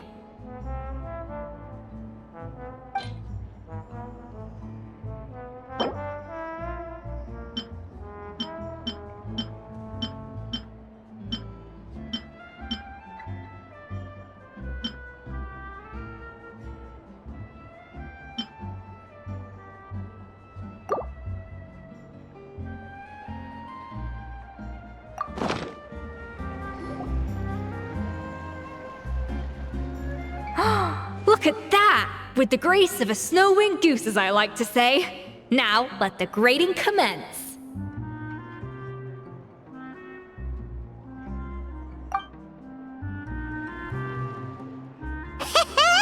Pretty good, right? Not to brag or anything, but Paimon's a bit of a connoisseur when it comes to la food. 6 points. What? Oh, well, fair enough. Paimon doesn't cook all that often, so as long as it's a pass. That's 6 out of 100. What?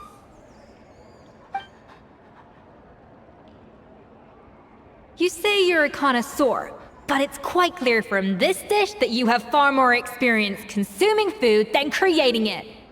By that logic, I suppose you think listening to Lady Farina on repeat every day would make you an opera singer. Aww.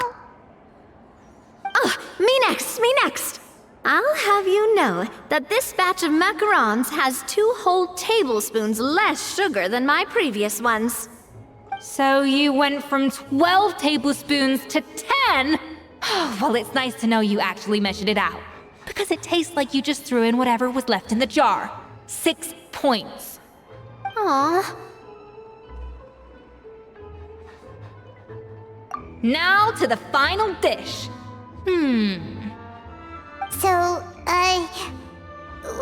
you think? This is our last hope. 8 points. Darn. That's barely higher than what we got. Not exactly. The color is spot on. Beautiful aroma. Excellent presentation.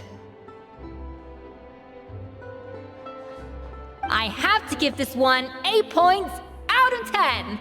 Maybe even 9 points. Huh? How did you pull that off?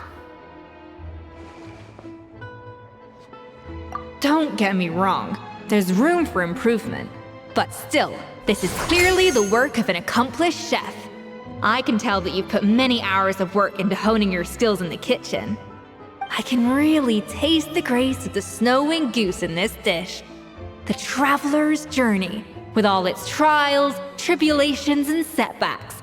Not to mention the frustrations of having a picky eater for a partner. Hey, you made that last part up! No way did you taste that!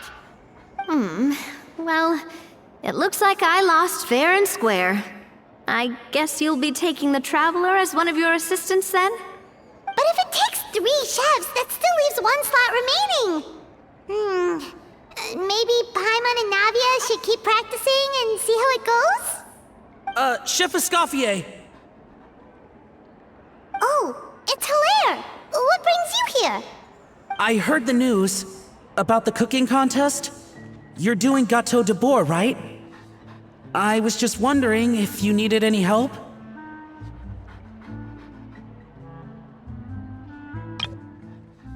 Oh, it's Hilaire! What brings you here?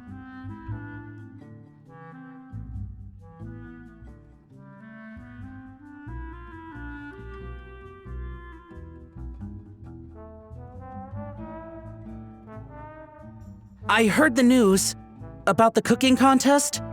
You're doing Gâteau de Bois, right? I was just wondering if you needed any help? And you think you're up to the task, do you? Oh, no, I know I'm not there yet. It's actually my dad who wanted to help. Firma, last I heard, you could barely get out of bed. Chef Escoffier, Navia, Traveler, thank you all so much for everything you're doing for me and my family. I've had enough of sitting around at home while you run yourselves ragged. If you let me, I'd like to help you win this cooking contest. Yeah, I was gonna say the same thing. Don't you worry, I'll be fine. I'm feeling much beher now. I'm sorry. I know I've been rather useless these past few days, but not anymore. The fact is, I'm a fine chef, despite recent events. I've proven myself in the Hotel de Bois kitchen, so if anyone's qualified to work under Chef Escoffier, it's me. I think. I mean, I hope so. Firma, have you even set foot in a kitchen since leaving Hotel de Bois? I have not, but I'm fully rested now. I know I can handle it. I'll prove it. Let me whip something up for you right now.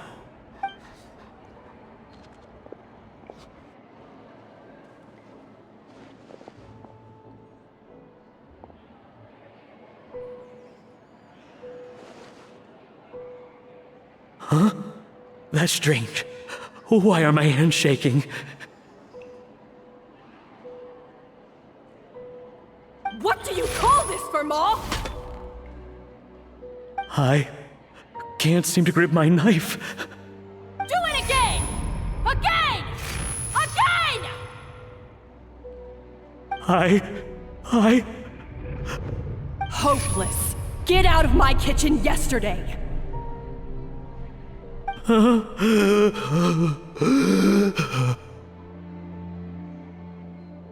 Dad, what's wrong?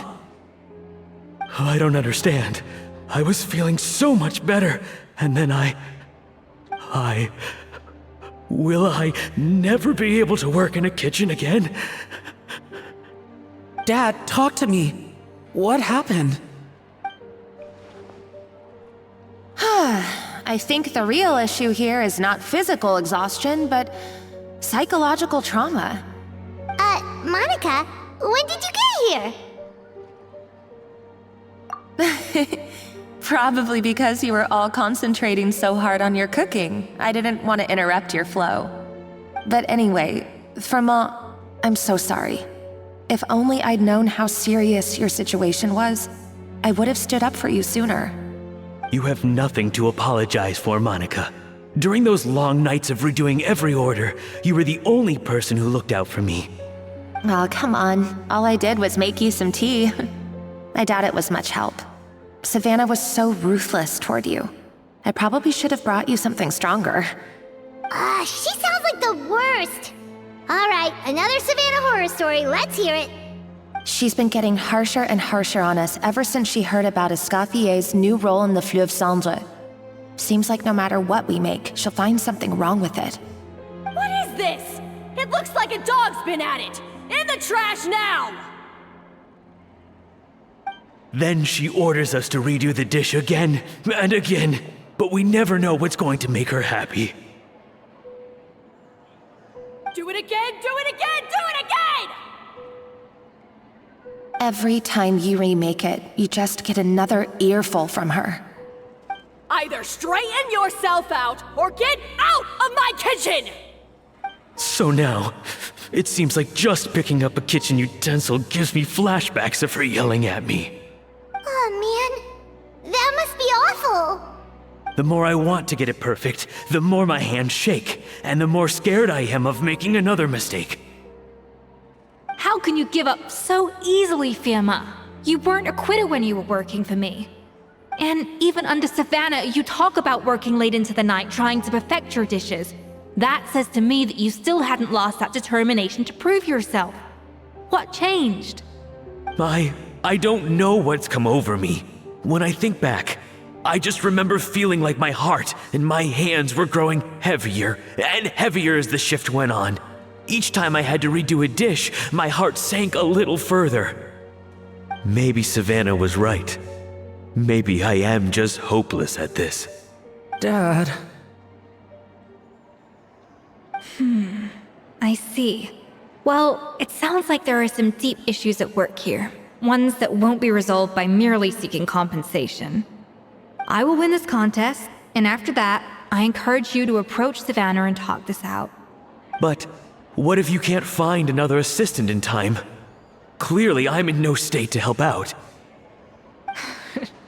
You think being one person short will ruin my chances?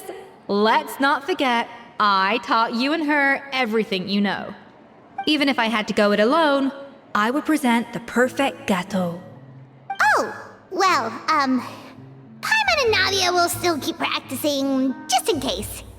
And so will I. Yeah!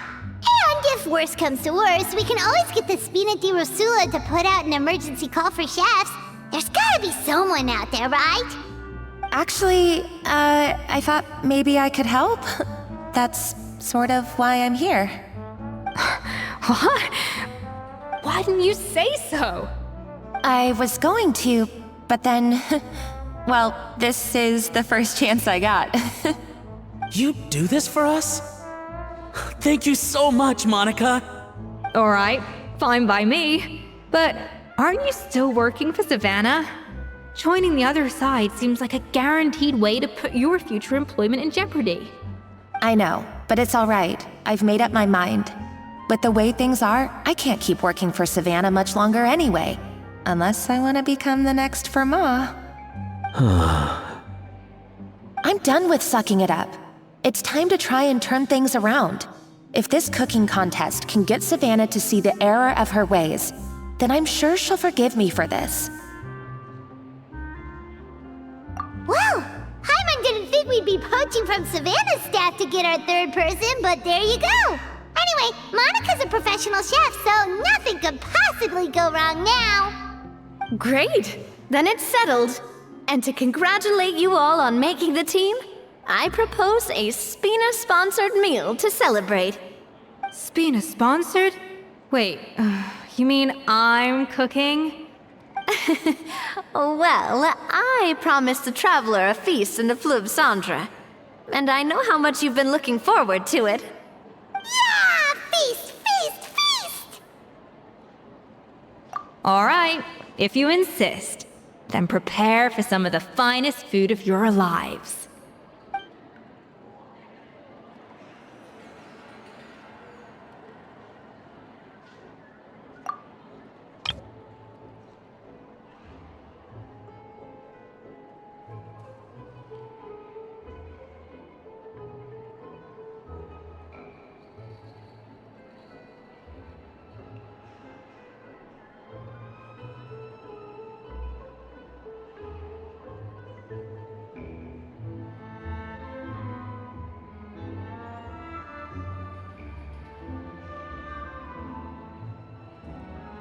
That's not a bad idea, actually. Wait, hold on. You need to finesse that further.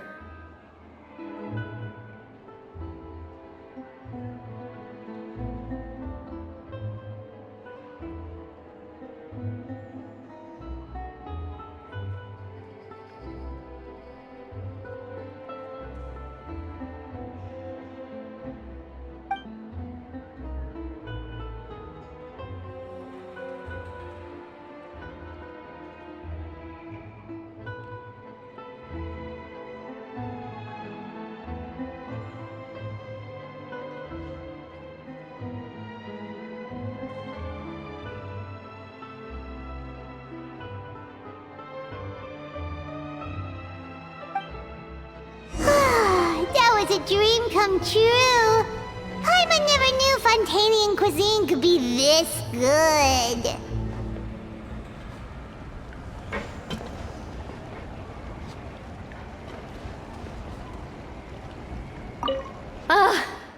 I wish I could eat that all over again. It's not often that Escoffier goes all out like this. And it's all because of you, Traveler.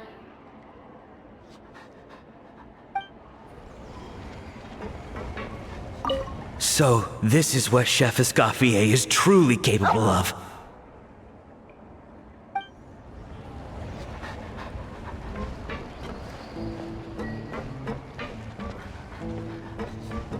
I guess I'm finally on the right path.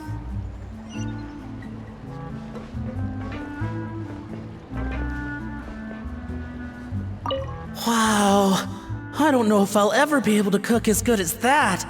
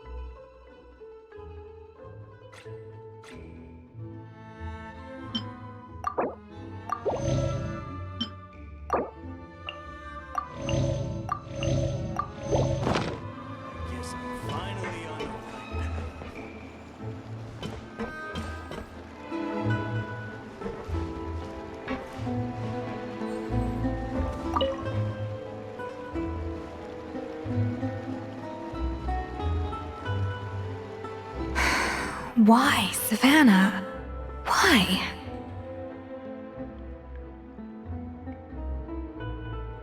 Oh, nothing. I was just flicking through the original Codex de Boer.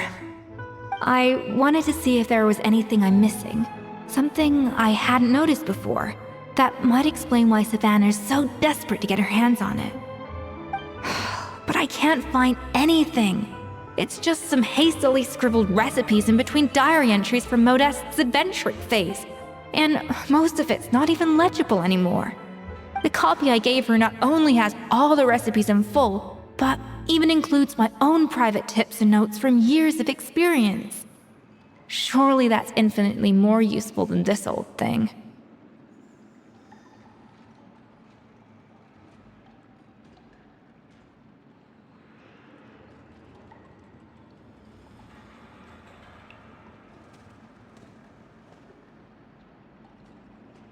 Yeah, maybe. Still, it's just hard for me to imagine that the Savannah I knew would go to all this effort just to make a point. We were. At least I always thought we were. She was a little shy, but meticulous with everything and everyone she dealt with. She made a few mistakes here and there, but she was quick to correct them whenever they were pointed out. And she was always striving to improve as a chef. Those qualities are why I recommended her to replace me as head chef. I never imagined for 1 second that she'd cause Fiamma and the other staff so much grief.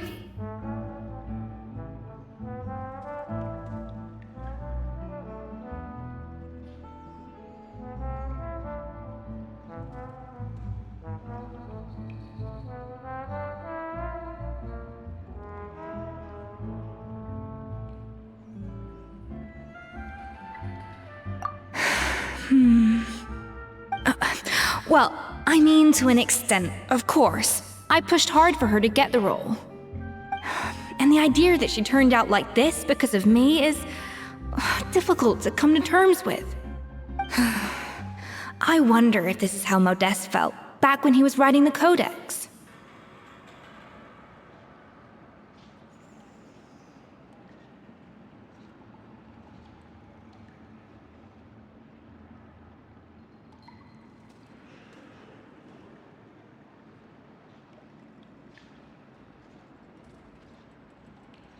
Yes, with his good friend and co-founder of the Hotel de Boer, Savelli.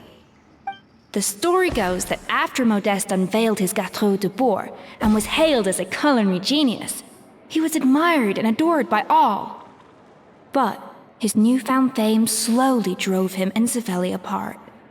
Unlike Modeste, whose every new creation was an instant hit, Savelli seemed to face setbacks at every turn.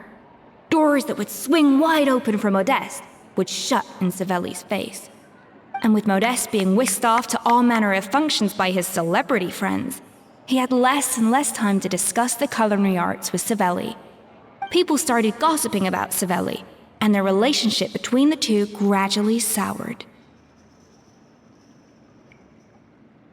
Everything came to an abrupt end when Modeste, still in the prime of his life and still hailed as a genius, suddenly died from an acute illness.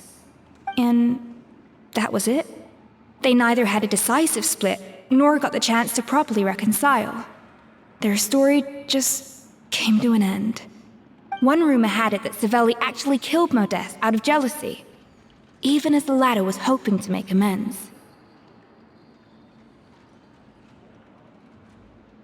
Unlikely. It's a popular theory, but there's no real basis for it. At least there are no records of Savelli ever being convicted of a crime. Still, beyond a point, there's no way of knowing what truly happened in the past. All we can do is try to make sure the present doesn't quite go as badly. And that's why I have to win this contest tomorrow. Then get the truth about everything that's been going on, even if it means cracking her open like a nut.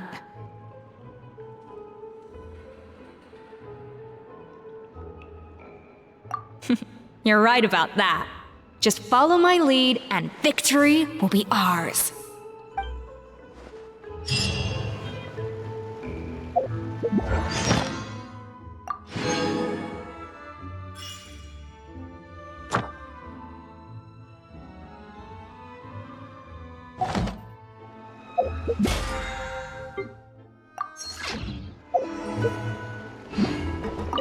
Let's hope that Savannah isn't all sizzle and no steak.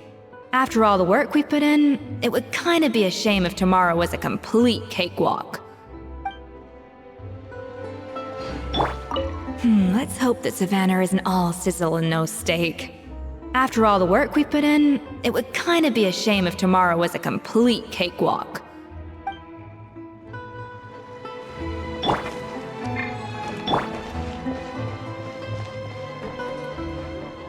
I guess I'm finally on the right path.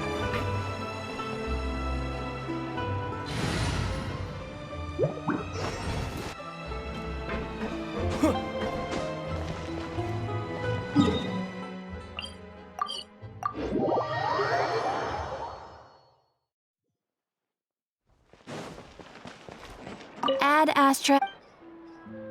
Thank you for completing today's commissions. Here is your reward. Ad Astra Abyssosk. Welcome to the Adventurers Guild.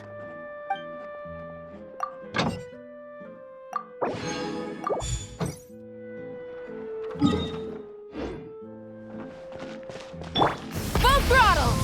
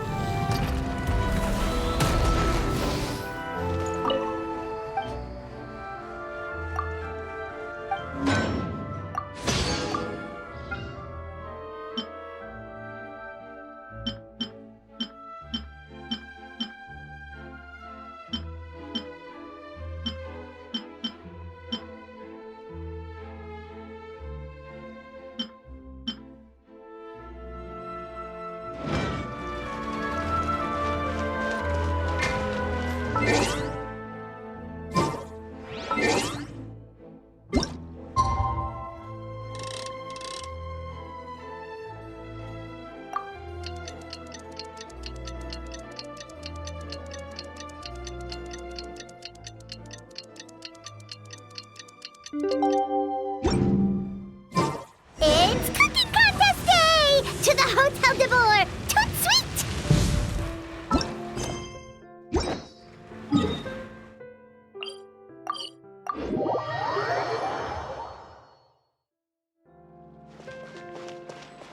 Did you hear the news? Escoffier's coming back for a cooking contest.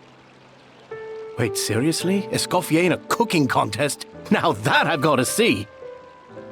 I don't get it. Why would anyone in their right mind challenge her to a cooking contest? We cannot just rely on the ocean so...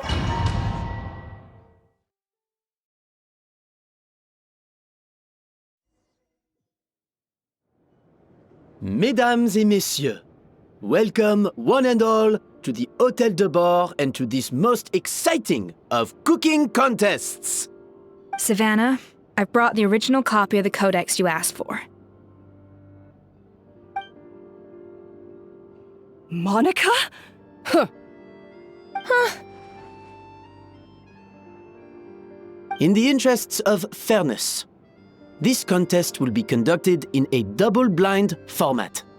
Once the dishes are complete, they will be sent to the back of the kitchen where they'll each receive a label.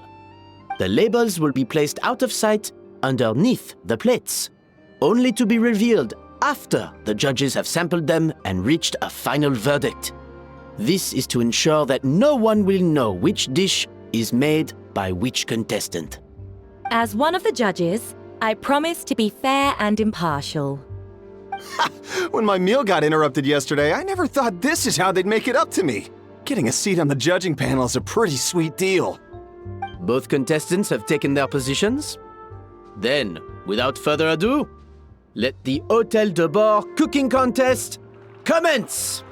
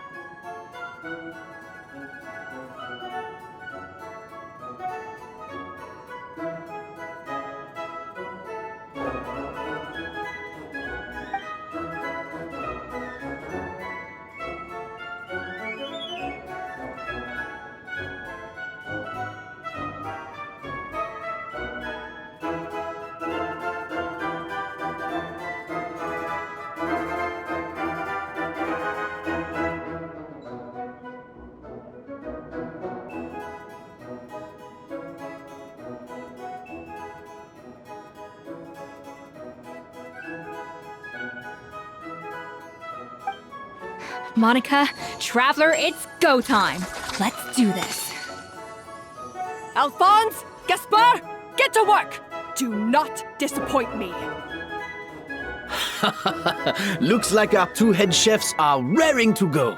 Like an oven on full blast, this competition is quickly heating up. I like to swap out the background music in the kitchen once in a while. It's a great way to find new inspiration.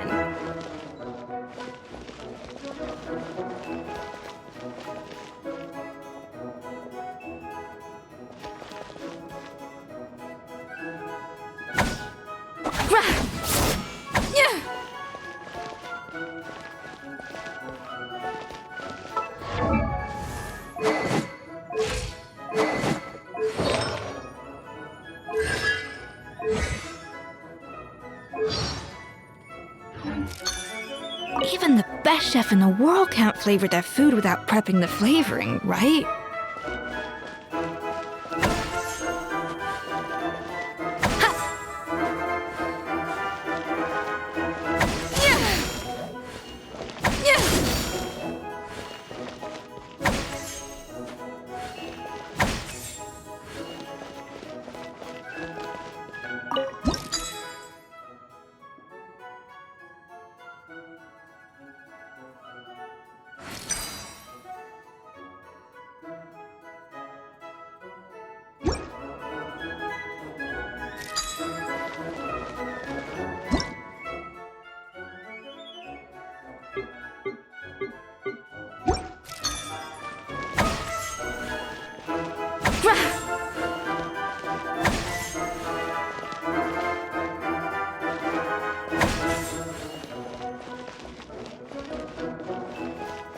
A little amuse-bouche.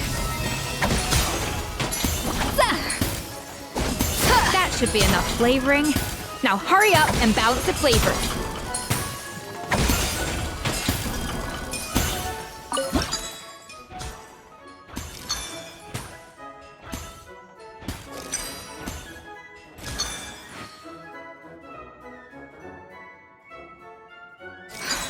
Stay calm, Escoffier. There has to be a way to balance the flavors. Just think.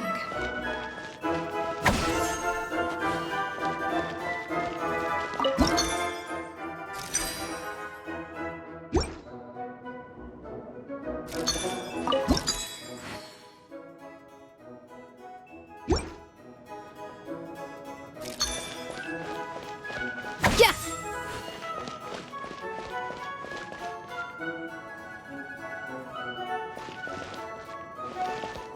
A dash of frosting! Ha! Yeah!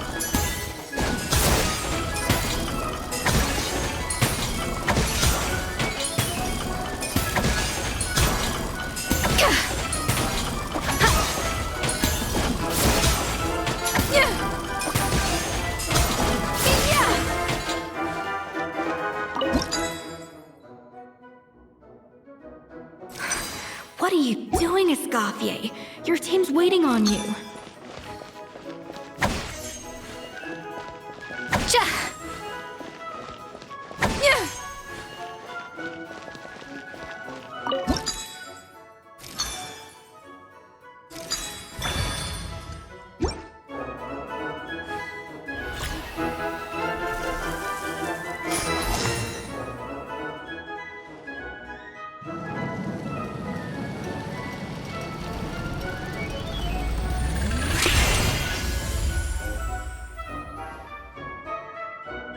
Come on, Escoffier! Come on, Traveler!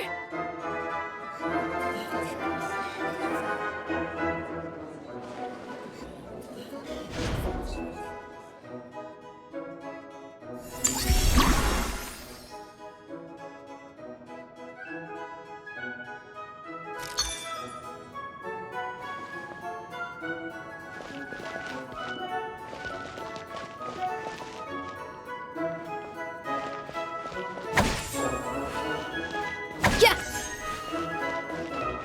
Ha! A little amuse-bouche! Alphonse! What are you playing at? That's not how I taught you to do it! Stop horsing around and do it again! Yes, chef! Oh, tension in the ranks on Team Savannah. Will this slow their progress?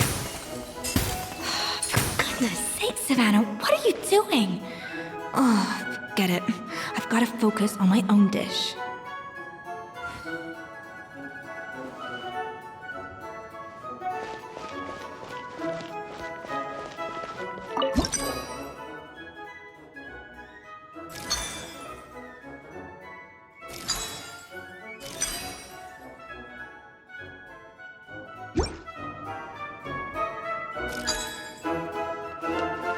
Off to the freezer!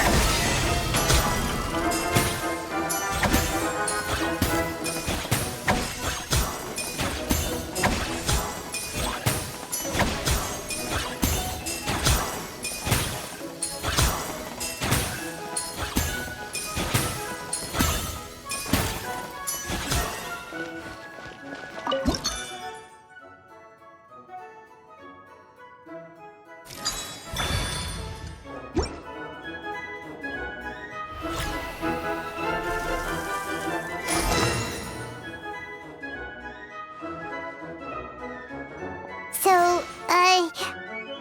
what do you think?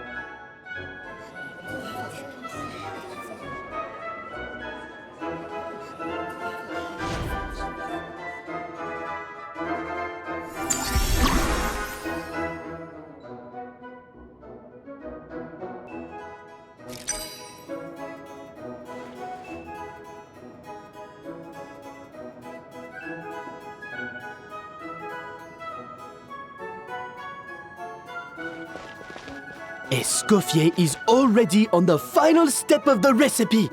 Let's check on Savannah's progress. I think this flavor profile is still a little bit off. Enough! Oh, useless. Both of you, make like an egg and beat it! I'll do it myself. Wow! Is Savannah serious? Can she really make up for lost time working alone?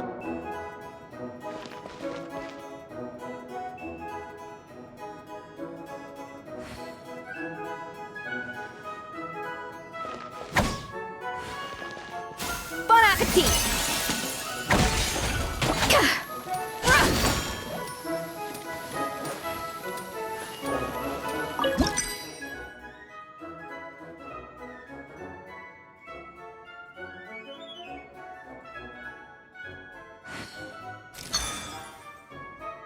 The balance of flavors is about right, but the quantity is too low.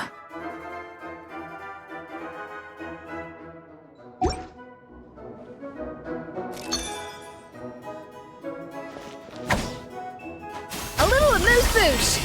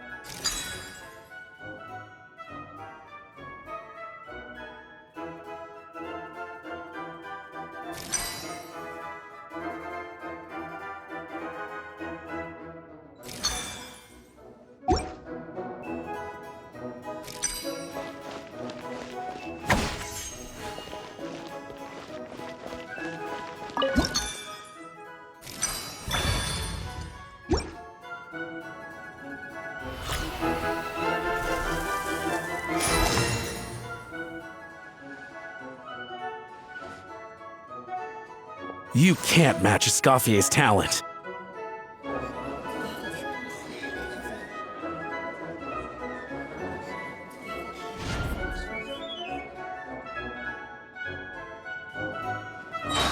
I present to you Gâteau de Bourg.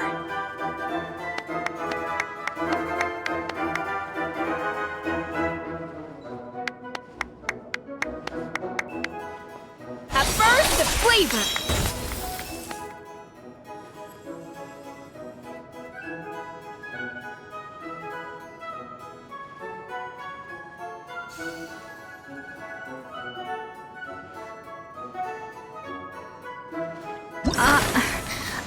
I was just exercising caution. I had to make sure everything was perfect.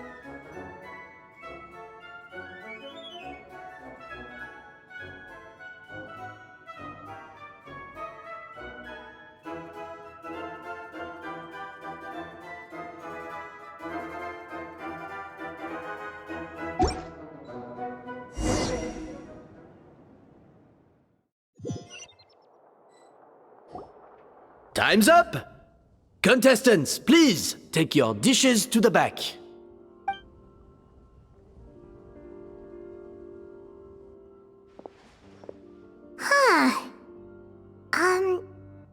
That guy was right. You really can't tell whose is whose just by looking at them. We both made the same dish after all. For all her flaws, Savannah's a talented chef who earned my recommendation for good reason. She wouldn't screw up something as elementary as the cake's appearance. Whoa! This is really rather good. Wonderfully soft and fluffy. Beautifully sweet. This is a masterclass in how to make gâteau de bois. I would give this one at least 9.9 out of 10!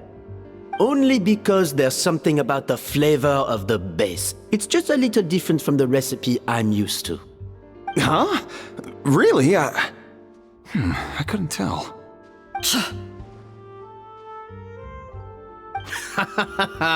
All right, on to gâteau number 2. I haven't had a single bite and already this aroma is a delight to the senses. I have a feeling that this gâteau will be a gâteau for the ages. How exciting! I'm gonna dig in.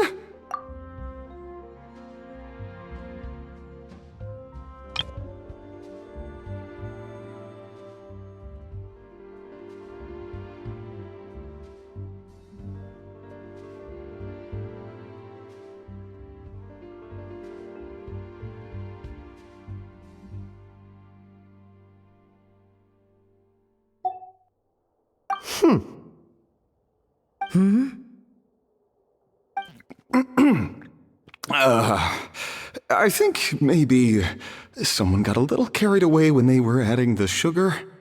Not just the sugar, it's the flavors too. This is all over the place. Who made this? It appears the decision is unanimous. This gâteau is far below the standard we would expect. And Paimon thought this might actually be close. Turns out she can't bake to save her life.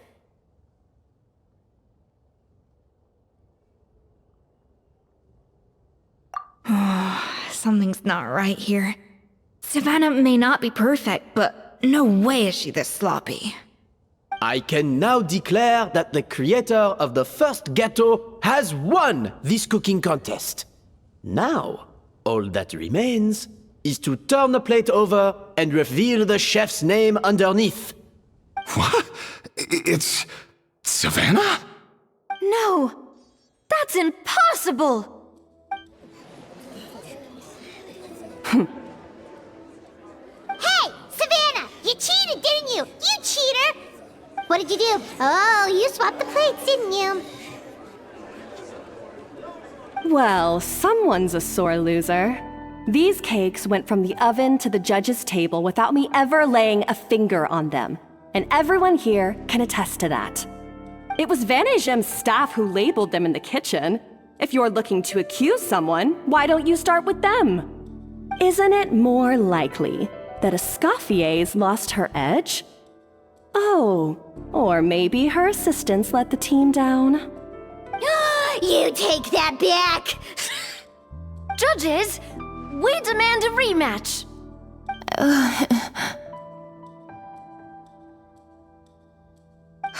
That's enough! What's done is done. As head chef, or rather as team lead, I take responsibility for the dish I served. Whatever went wrong and however it happened, I should have spotted it.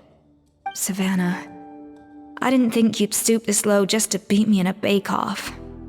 What happened to your chef's pride? I don't know what you're talking about. If you want the Codex de Boer that much, you can have it. Escoffier, no! But you must promise me that you'll apologize to Firma and compensate him for everything you put him through. It's a little late to be negotiating terms. The contest is over and I won. That means you owe me the Codex, and I owe you nothing. Look, Savannah, you may have fooled everyone else, but can you really fool yourself? What I'm offering is to accept defeat without looking to expose what you've done.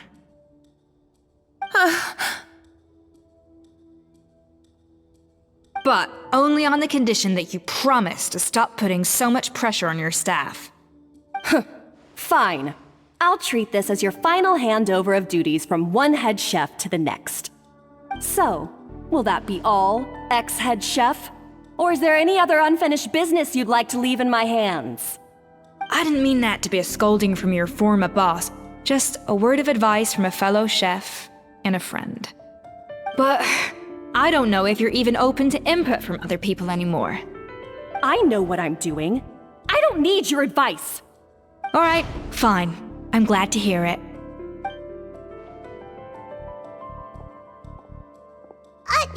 Escoffier! The Codex de Boer! Finally.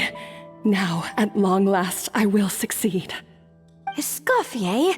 How could you let her get away with this? Yeah! The Codex is a souvenir of your time here! Doesn't that mean anything to you? It's all right. It was just a bake-off, not the end of the world. I'm already over it. Besides, it's not all bad. She agreed to compensate Firma. That's mission accomplished for the Spina. Honestly, if I'd have known that giving her the Codex would solve everything, I'd have just done that in the first place. I mean, why bother with the whole cooking contest? It's such a waste of time and energy.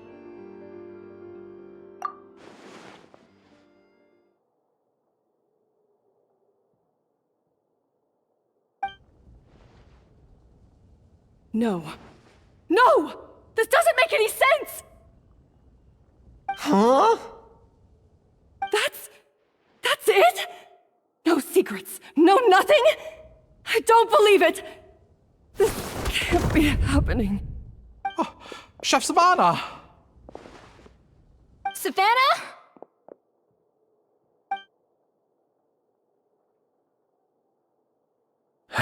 It's nothing life-threatening. Just a lot of pent-up stress and exhaustion. Oh, I knew it. Pent-up stress? Her? The truth is, however hard she might be on the rest of us, the person she puts the most pressure on is herself. Yes, there are nights when she makes us redo things over and over into the wee hours. But for her, it's every night. She'll hide herself away in the kitchen, working on new techniques and recipes, and only realize how long she's been at it when we come to work the following morning.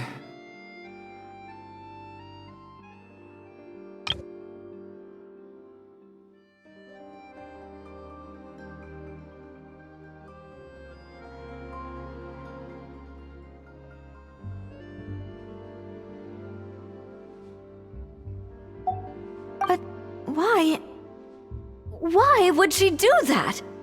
Our best guess is she doesn't want to be seen as less of a chef than Escoffier. And there it is. Even so, that's no excuse for taking her anger out on the rest of you. Yeah, and it's definitely no excuse for cheating in the cooking contest. About that, we honestly have no idea how she did it. We were focused on our own work the whole time, like she asked. Leone and Algalia were the ones I tasked with labeling the cakes.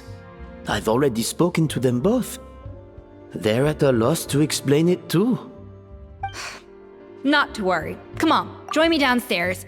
I'll interrogate the guilty gâteau myself.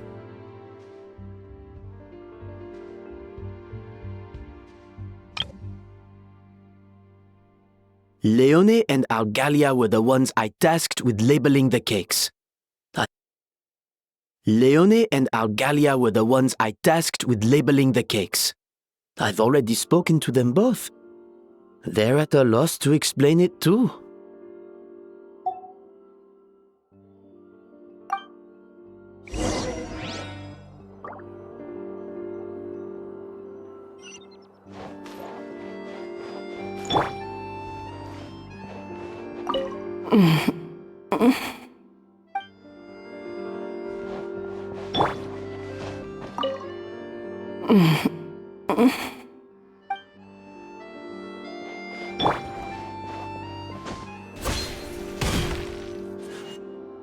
Well, how is it? Have you figured out what it was?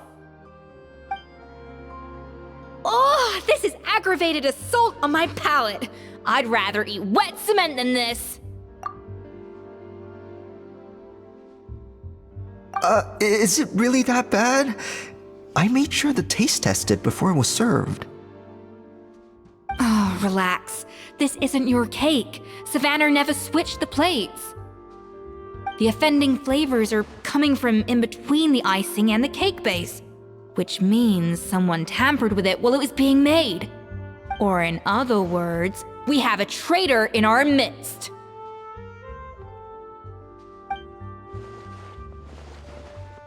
I'm sorry. I was forced into it. It was Chef Savannah. She said if I didn't cooperate, she would... Calm down, Monica. I've already accepted defeat. And if I wanted retribution, I would have brought this up when the results were announced. Whatever's going on with you, just spill the beans. There's no need to hide it.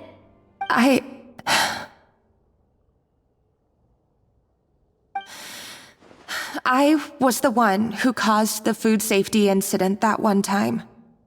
Food safety? Wait, you mean the Lumaline incident? So you procured the contaminated ingredients?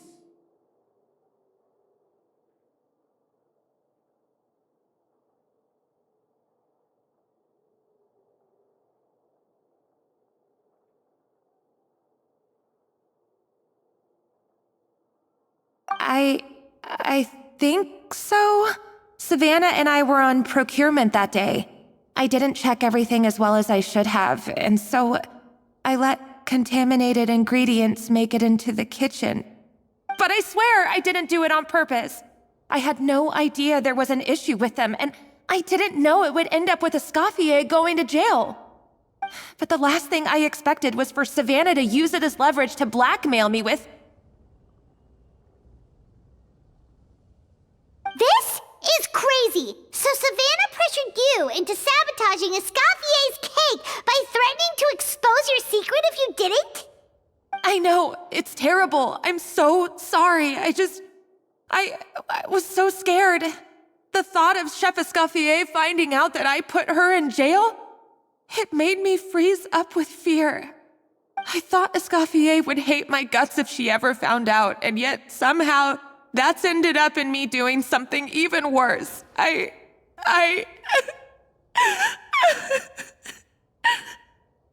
Seriously? All this fuss over a little slip-up? Huh? Firstly, it's not like I got a life sentence. I did my stint at the fortress, and now I'm out. And secondly, I had my own reasons for leaving the Hotel de Boer. This wasn't the only factor. So, you don't need to feel ashamed or frightened or anything like that. Any more than you need to add butter when you're pan-searing foie gras.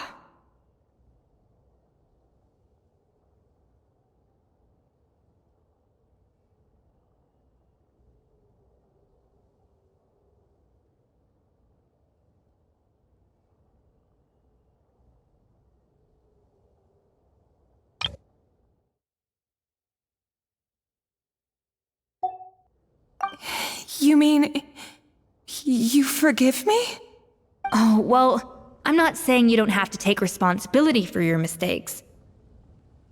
You should tell Van Ejem to mark down your performance for the past few months. Then do some digging and find out exactly where those contaminated ingredients came from. Sure, you've made mistakes, but now's the time to fix them. Understood? Understood.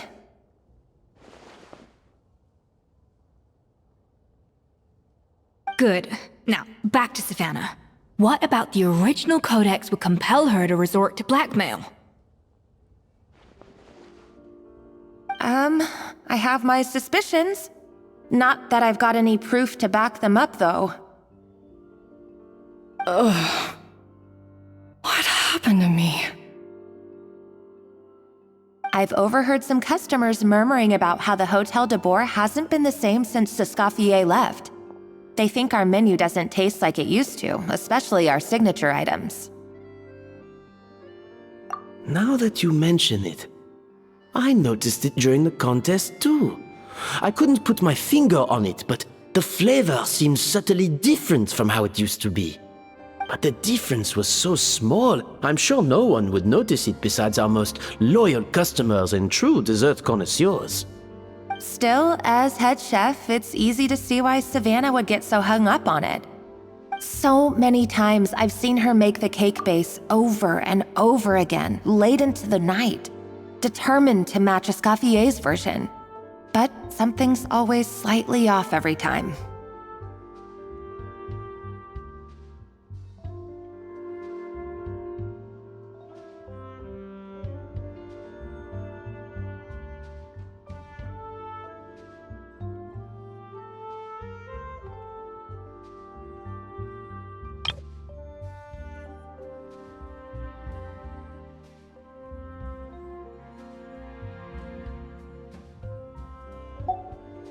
Yeah, I've noticed that too.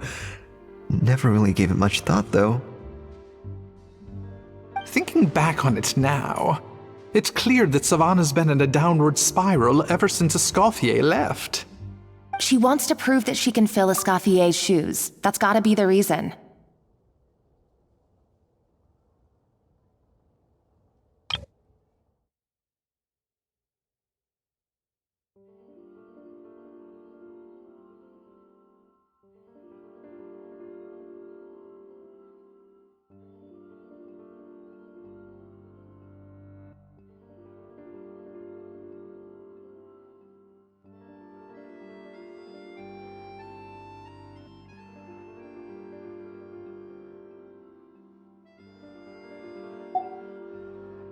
But after countless setbacks, she's getting more and more unhinged. And at some point along the way, she switched from doubting herself to doubting Escoffier. Doubting Escoffier? For what? Yeah, it would explain why she was bent on getting the original at any cost. She must have thought Escoffier purposely omitted key details from her recipes when she copied them out. Also, she could retain her place as the #1 chef in Fontaine, the only one privy to all the secrets of the trade. Oh, for goodness sake, what a stupid idea. Of course. Then she finally got the codex only to discover that the secret recipes she's been pining for don't exist at all. Seeing how utterly wrong she was must have been a real shock to the system. It probably brought up everything at once. It overwhelmed her, and she passed out. There's still one thing that doesn't make sense, though. If Savannah had the real recipe all along, how come it tasted different? She might not be on the same level as Escoffier, but surely after like 50 attempts, she'd get it right one of those times. You'd think so, but geniuses like Escoffier are in a league of their own.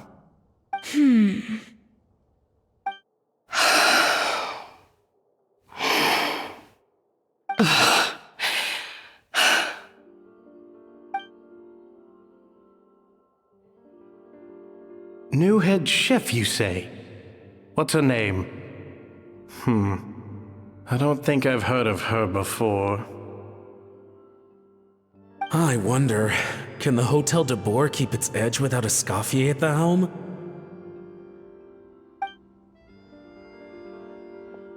This tastes different from last time. Is it undercooked or something?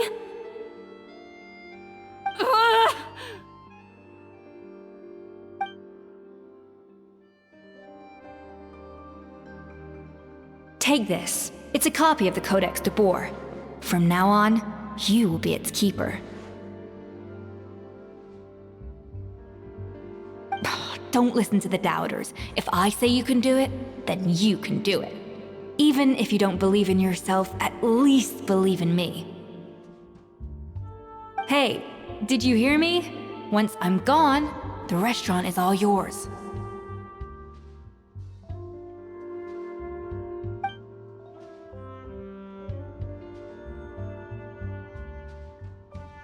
All this time, I've been blaming other people, but maybe I'm the problem.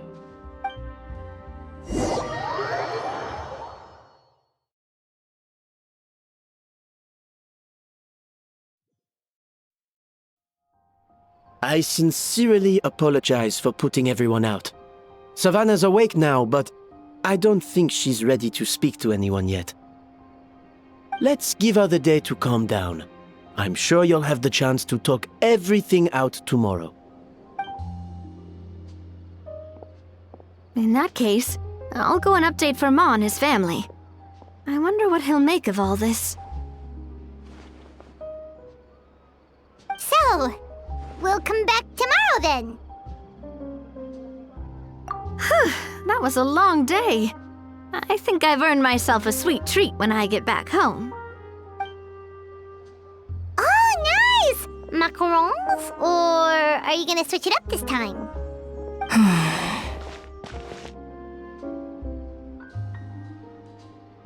Traveler, how much do you know about the snow-winged goose? Every year they migrate long distances in search of a suitable home. There's always one goose at the front whose job is to lead the flock. Fontaine poets often use the image of that goose to explore the ideas about leadership and genius. They usually imagine someone who's a cut above the rest, a model of perfection. But what those poets don't know is that during a migration, the lead goose is always changing. Once the lead goose shows signs of fatigue, it retreats to the back of the flock and allows another goose to take its place.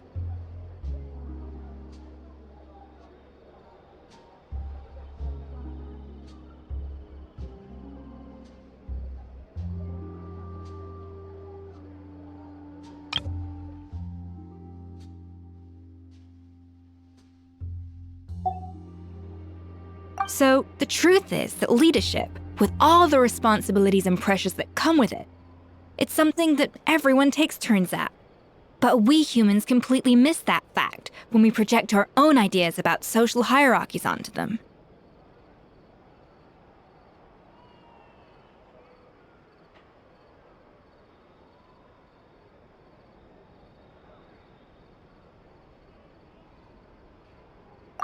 I guess what I'm saying is, I don't buy into this notion that there's some sort of gulf between normal and genius.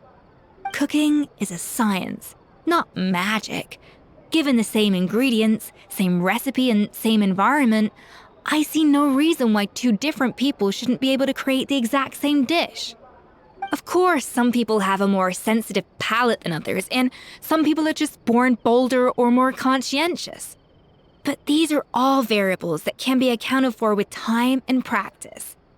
I'd have no reason to expect so much from others if I believed that perfection can only come from the hands of a genius.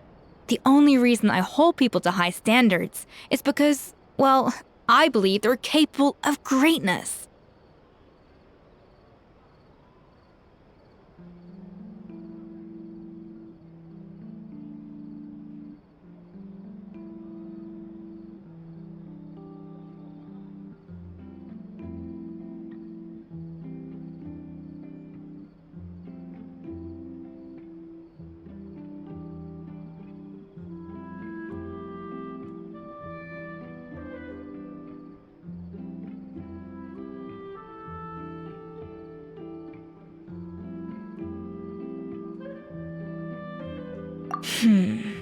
Okay, I've made up my mind.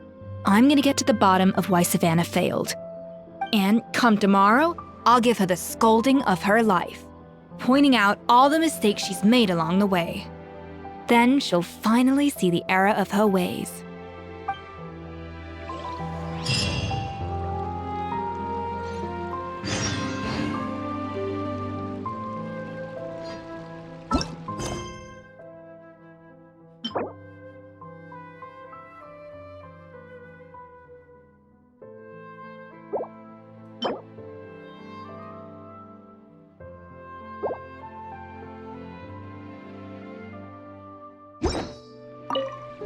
Thank you for your words of encouragement. I'm gonna head to the Hotel de Boer and spend the night investigating. I guess I'll see you tomorrow. Genius? Calling someone a genius is just another way of saying I'm too lazy to figure out how I need to improve. It's a defeatist attitude and I won't stand for it.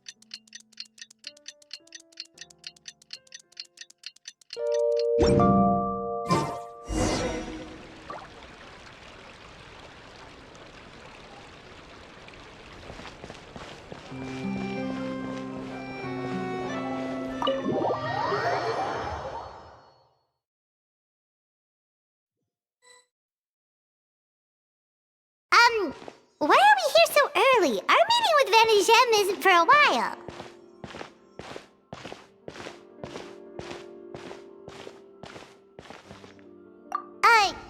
Check on her? Why? What happened?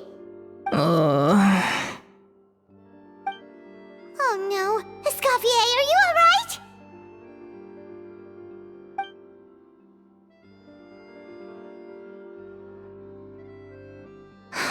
I'm fine.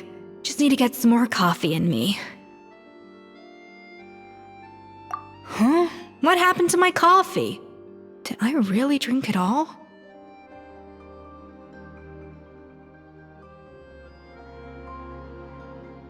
Alright. Thanks. I appreciate it. Well, there's cooking facilities here. Or we could just grab a cup of coffee from Cafe Lutece, but either way, hurry!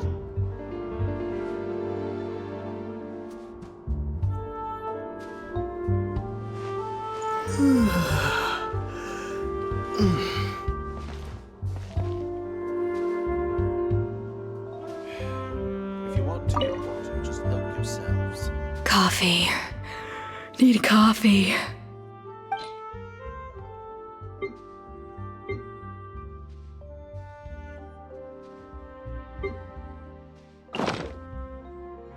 When will Lenny and Lynette do another show?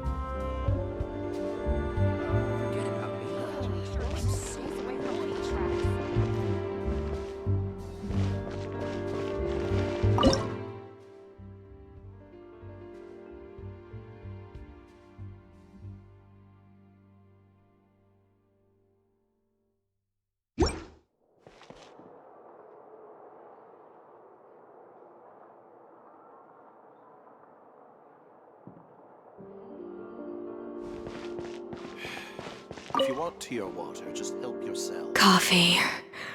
Need coffee.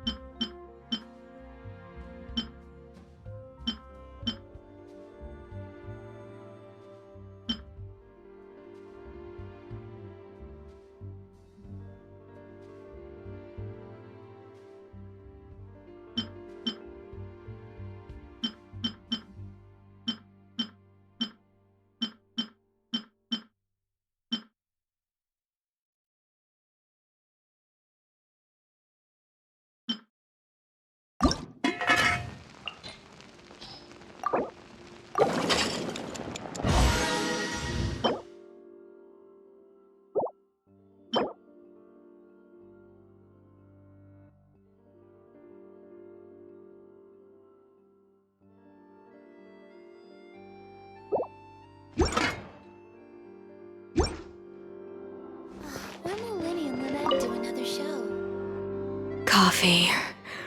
Need coffee.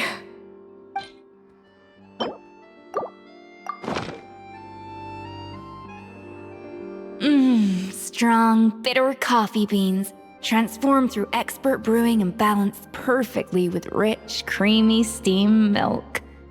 Wonderful. I feel much better now. Thank you so much, Traveler and Paimon.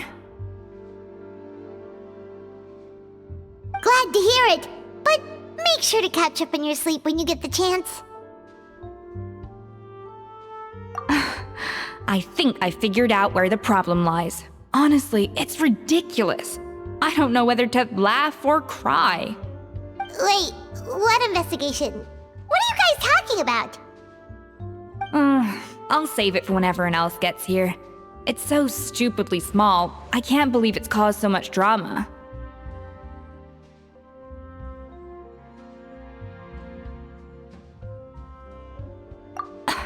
Yes, except my failures were stepping stones to success.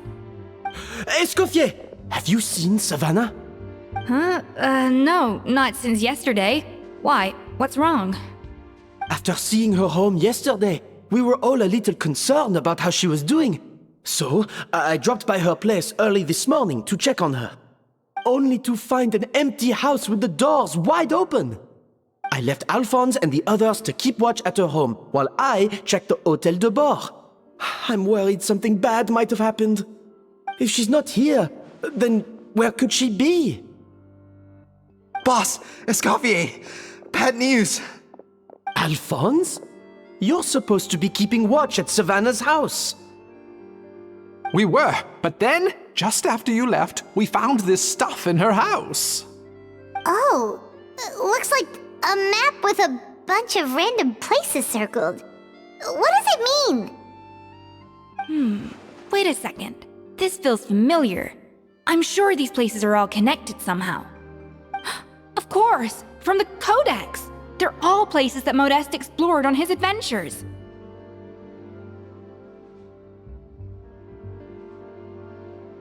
Yeah, but I don't understand. The adventure logs in the Codex are too fragmented to be of any use. How come this map shows all the missing details? The Codex de Bord? Then, this place marked in red out at sea. Could that be the fabled birthplace of Gâteau de Bord? Seriously? So now she set her sights on finding the original recipe and beating Escoffier that way? Geez, Savannah. Anything to overcome a Gâteau plateau, huh? Ugh, idiot! Does she have a death wish? Those ruins are thousands of years old. Hold on, there's more. Besides the map, we also found these letters.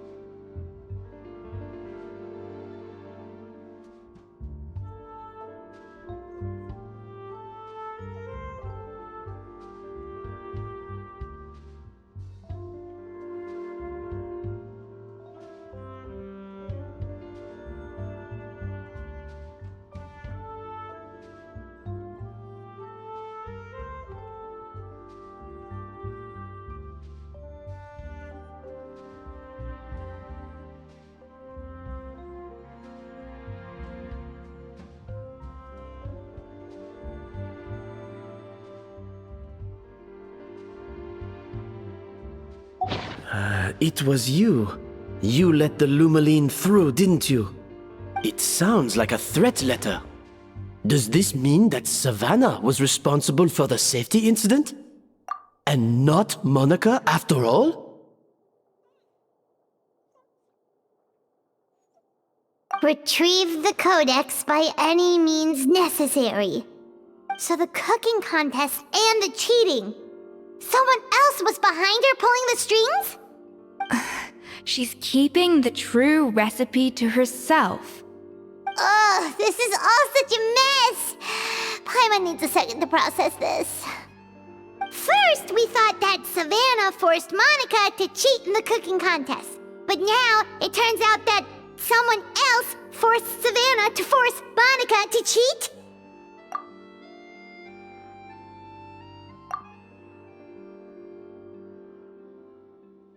You're finally here. Of course. I should have put 2 and 2 together as soon as I read your threat letter. The food safety incident, the demand for a cooking contest, the instruction to blackmail Monica. Even the suggestion that Escoffier was keeping secrets from me. It was all part of your grand plan, wasn't it, Monica?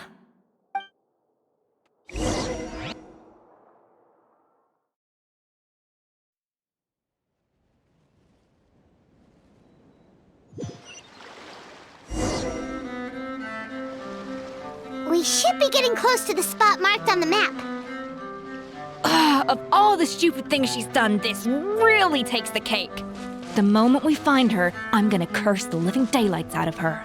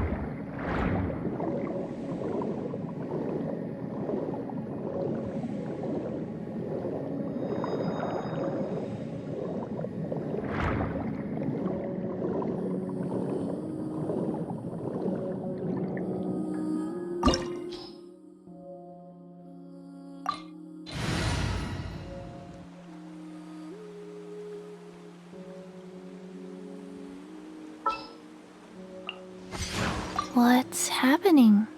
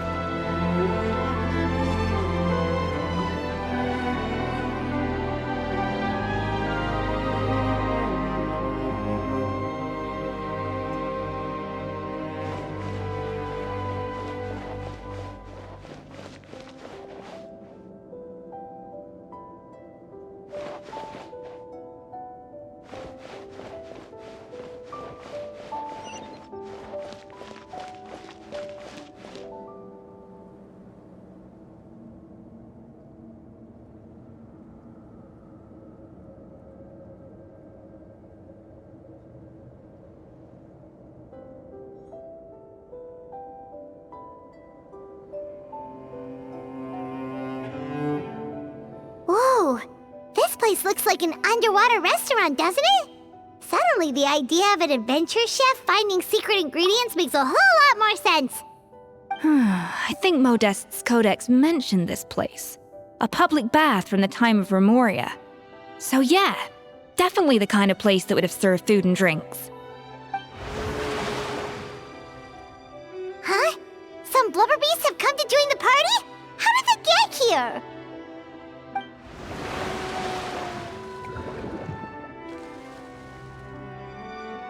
Aw, they ran off! That could be easier said than done.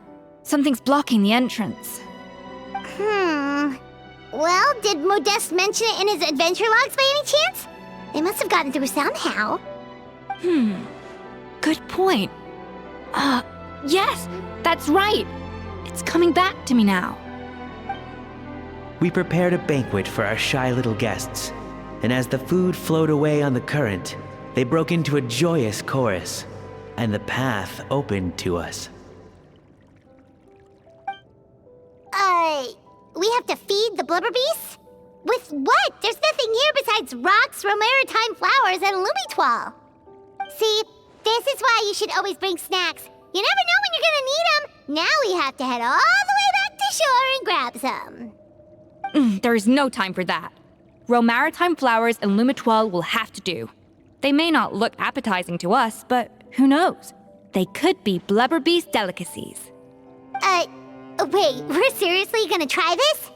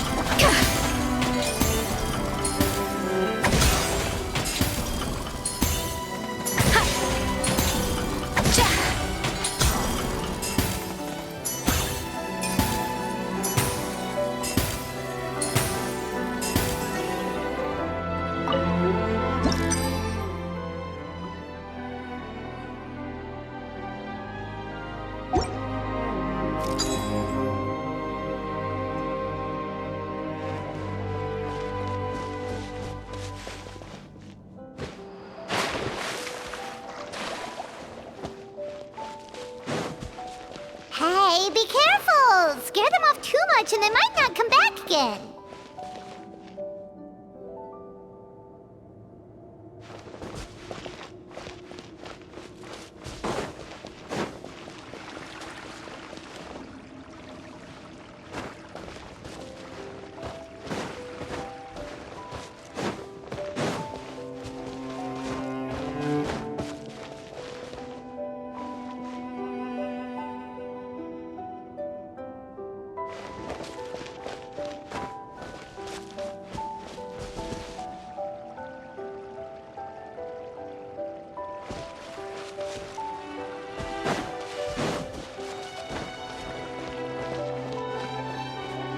To the freezer! Yeah.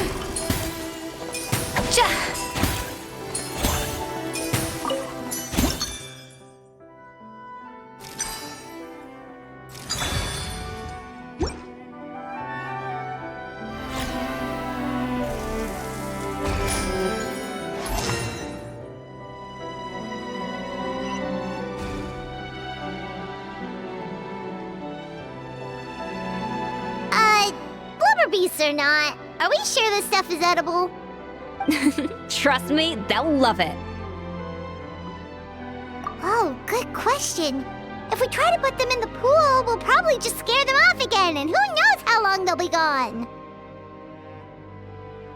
Yes, we can't afford to wait for them to double back. Oh, what was it that Modeste said again? Something about the food flowing away on the current.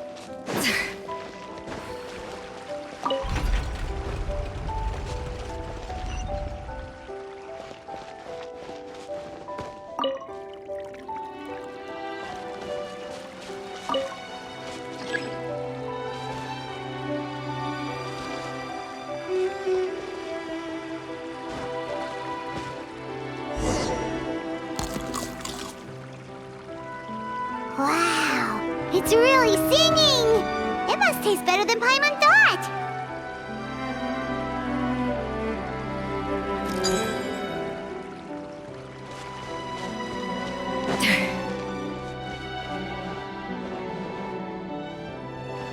A little amuse-bouche! The track's turned back again. Oh, so annoying.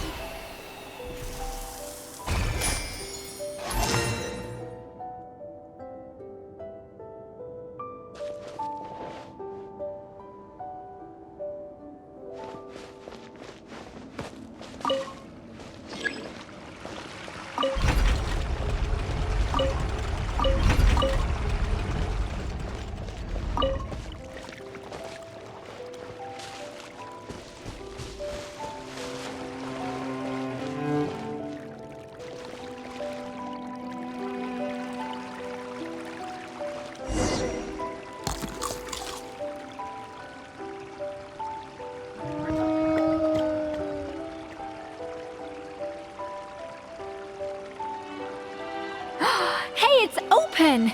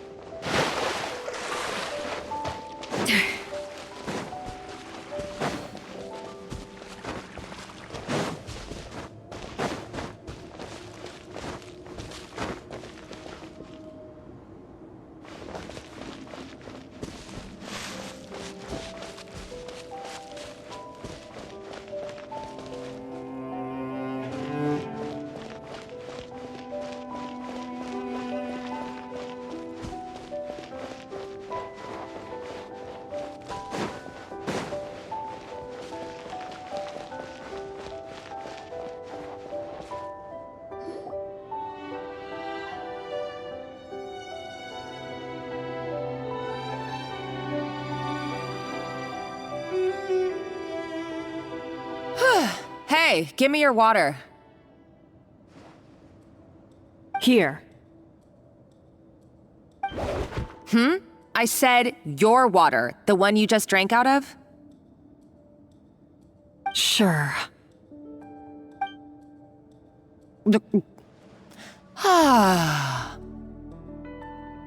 All those years slaving away under Escoffier, and then you.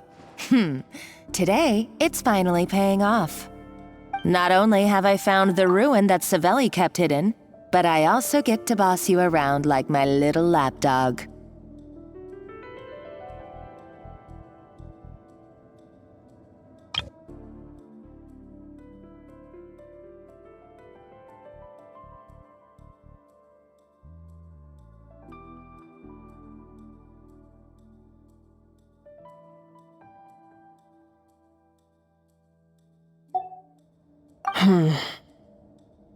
Hey, go scout ahead for me.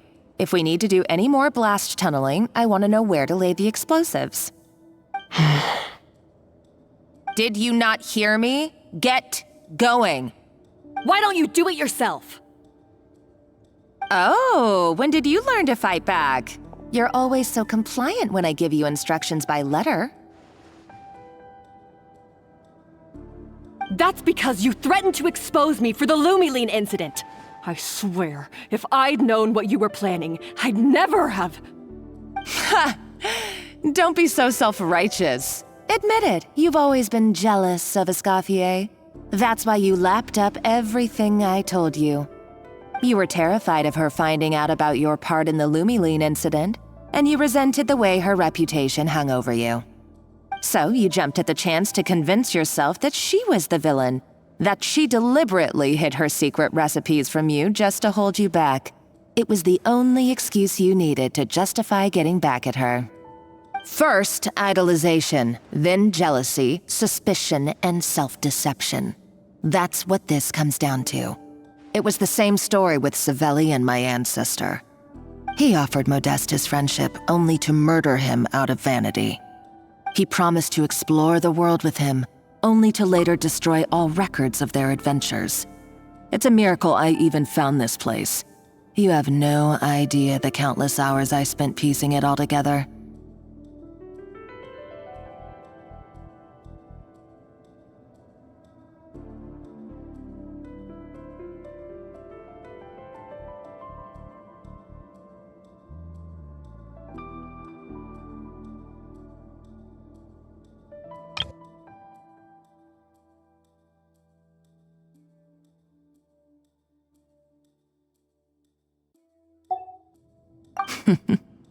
So you see, you're no better than Savelli. If you can't beat him, betray him, right? I am no Savelli, nor will I ever be. Oh, put a lid on it. You really think you can absolve yourself of your vindictive and jealous behavior now? Just because you finally realize that Escoffier never kept any secrets from you?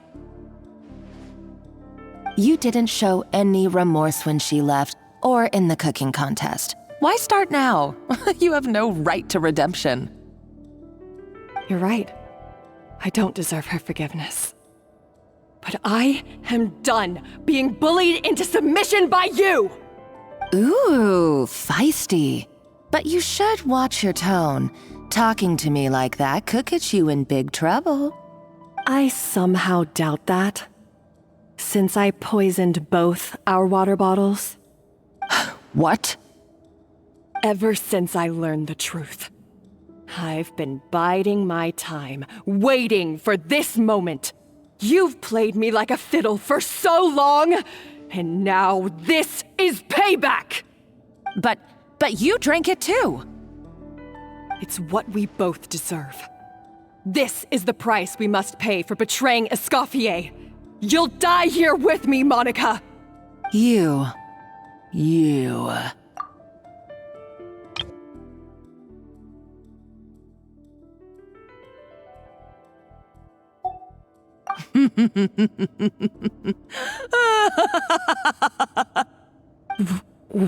What's so funny?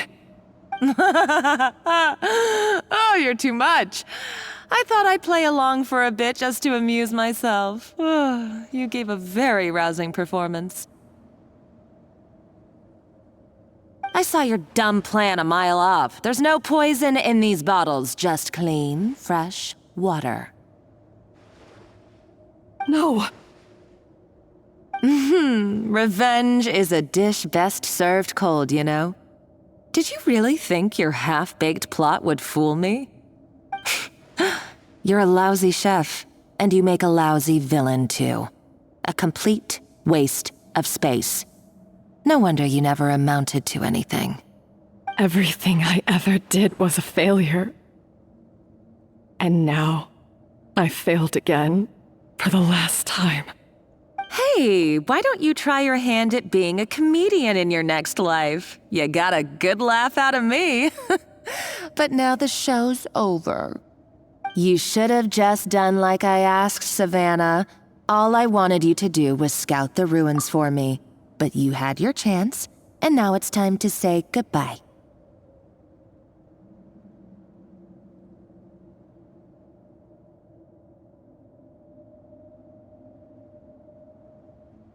Stop right there! Let her go, Monica! We've got you surrounded! Escoffier? Ugh, looks like I'll have to keep you around for a little longer. You can't! Stay back if you want her alive! Escoffier and the Traveler. I can't take you both on in combat, but if you so much as flinch, I can end Savannah's life in a heartbeat. Monica, what are you hoping to achieve by this? You're about to commit murder, and for what? A recipe? A recipe? You chefs are all blinded by your myopic focus on kitchen affairs. Well, some of us actually have bigger fish to fry. Modeste had a secret. The truth behind his so-called genius, the je ne sais quoi factor in his Gâteau de Bourg, and it's right here in these ruins. Are you serious? You're here because of a Gâteau de Bourg obsession? You've gone completely mad! I couldn't care less about the cake itself. No, the real treasure is the secret ingredient that Modeste sourced from these ruins.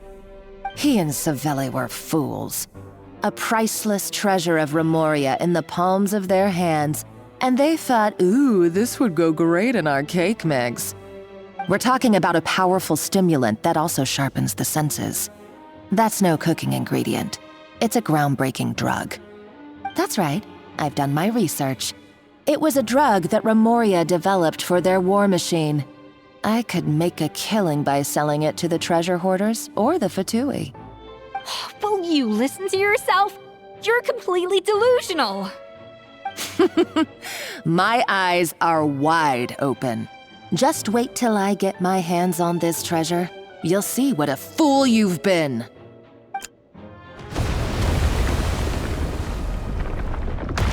Wait, what's that sound?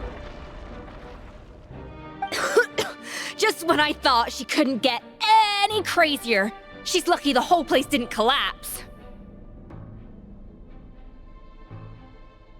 Uh-oh, Savannah's gone too! Monica must have taken her. Oh, what a coward. She's only taken her hostage because she knows that she's no match for you.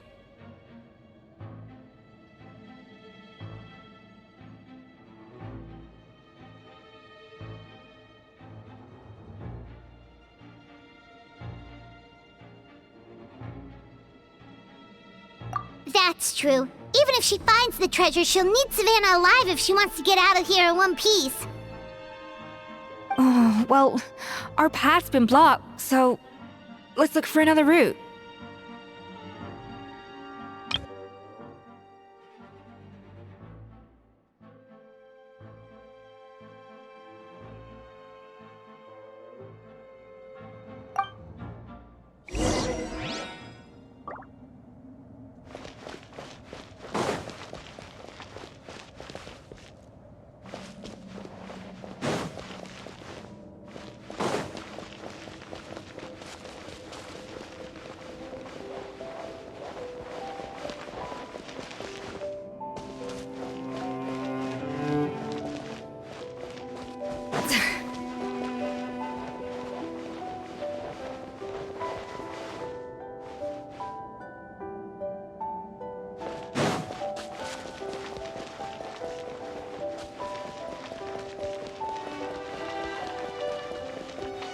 The water looks pretty deep here. Maybe it leads somewhere.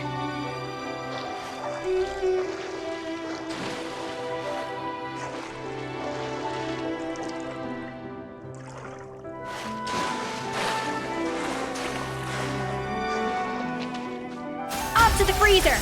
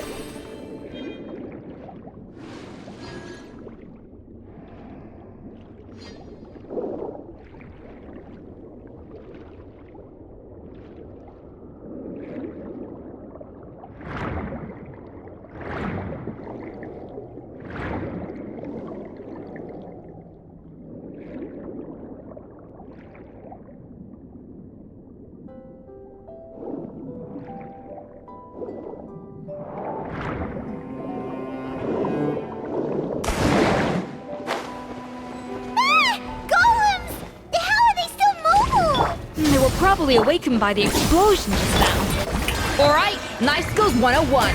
Time for some rough chopping. Mining, echoing song! No recipe, no problem. Rise with the sun!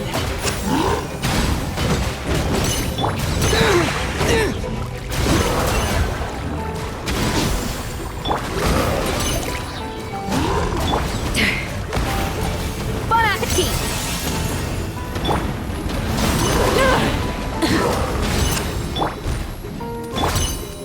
Strike a pose!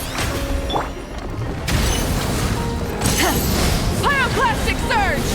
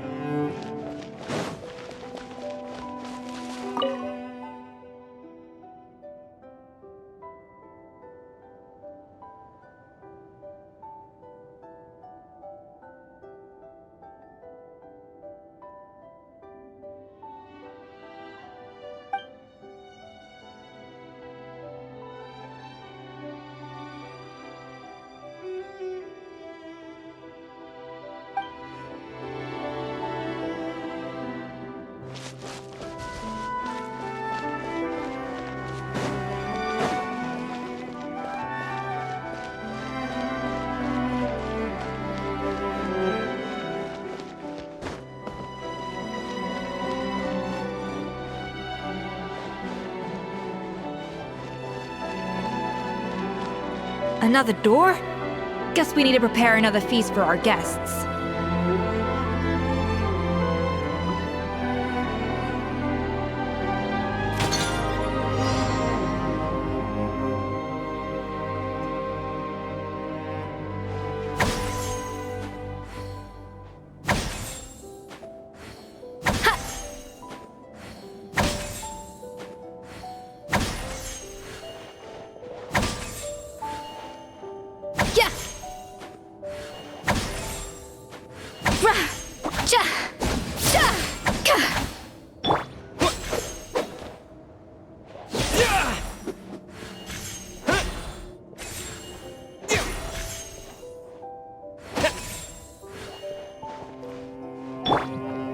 A little amuse-bouche!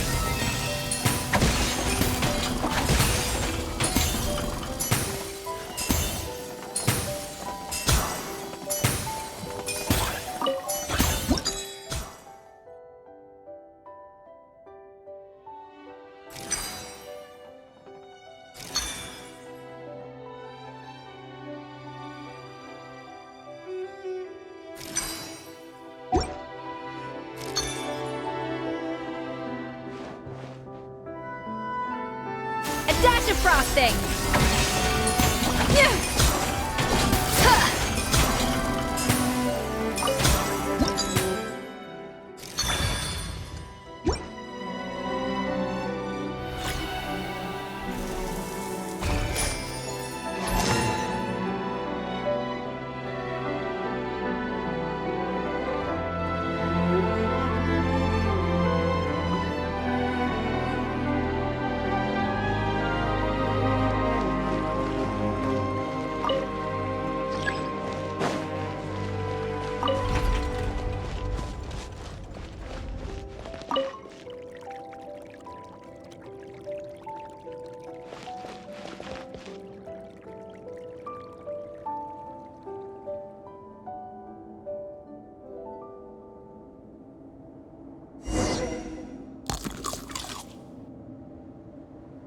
It seems to really like the texture of Rome maritime flowers.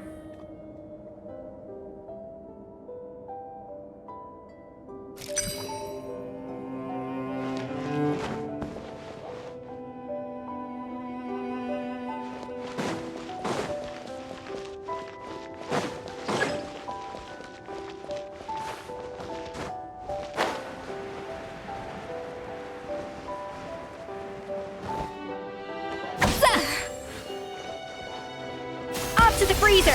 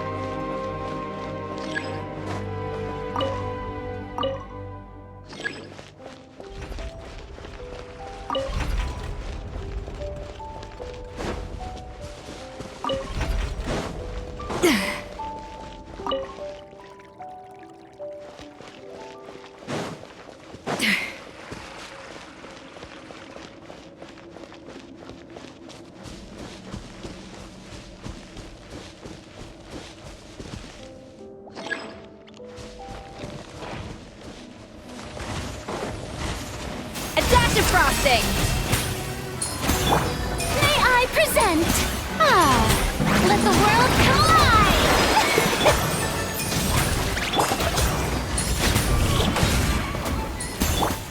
Go.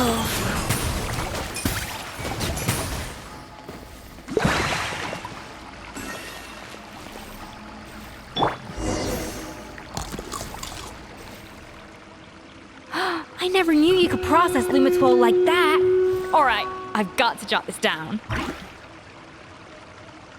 limit walls and maritime flowers. This could open the door to a whole new world. Yep, that's literally the plan. Wait, hold on. Which door are you talking about?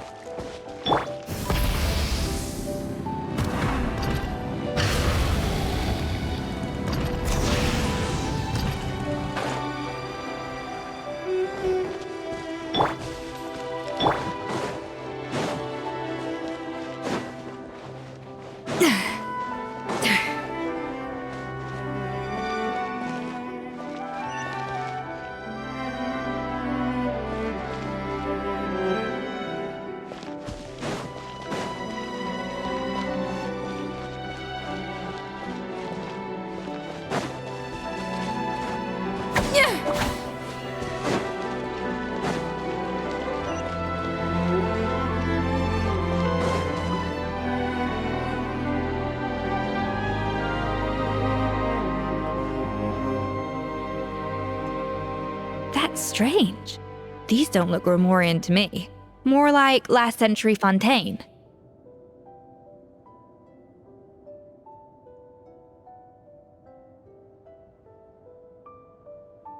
Adventurers from last century Fontaine, huh? Oh, Modeste and Savelli, do you think they camped here? By the looks of it, this was a one-person camp. They adventured together, but maybe one of them came back alone at a later date. Huh, you really think so? Trust our adventurers' instincts. We're pros at this stuff, just like you're a pro in the kitchen.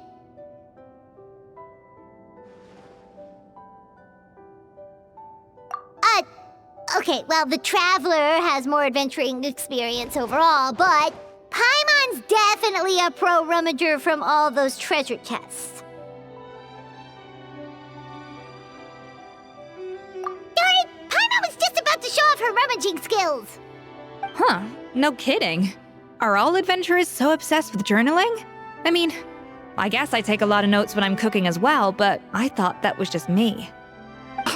Anyway, let's find out who was here. It's been years since I've last visited these ruins.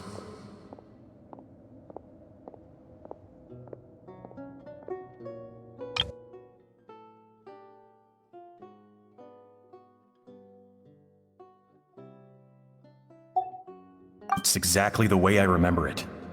This place probably hasn't changed in millennia. Sadly, up above, on dry land, everything has changed.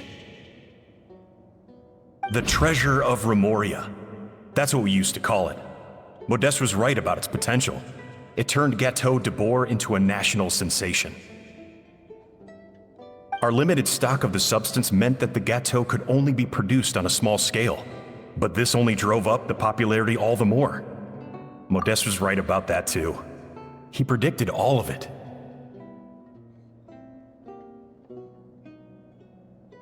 He was praised as a genius, while I, as the one person who'd ever disagreed with him, was labeled a talentless fool.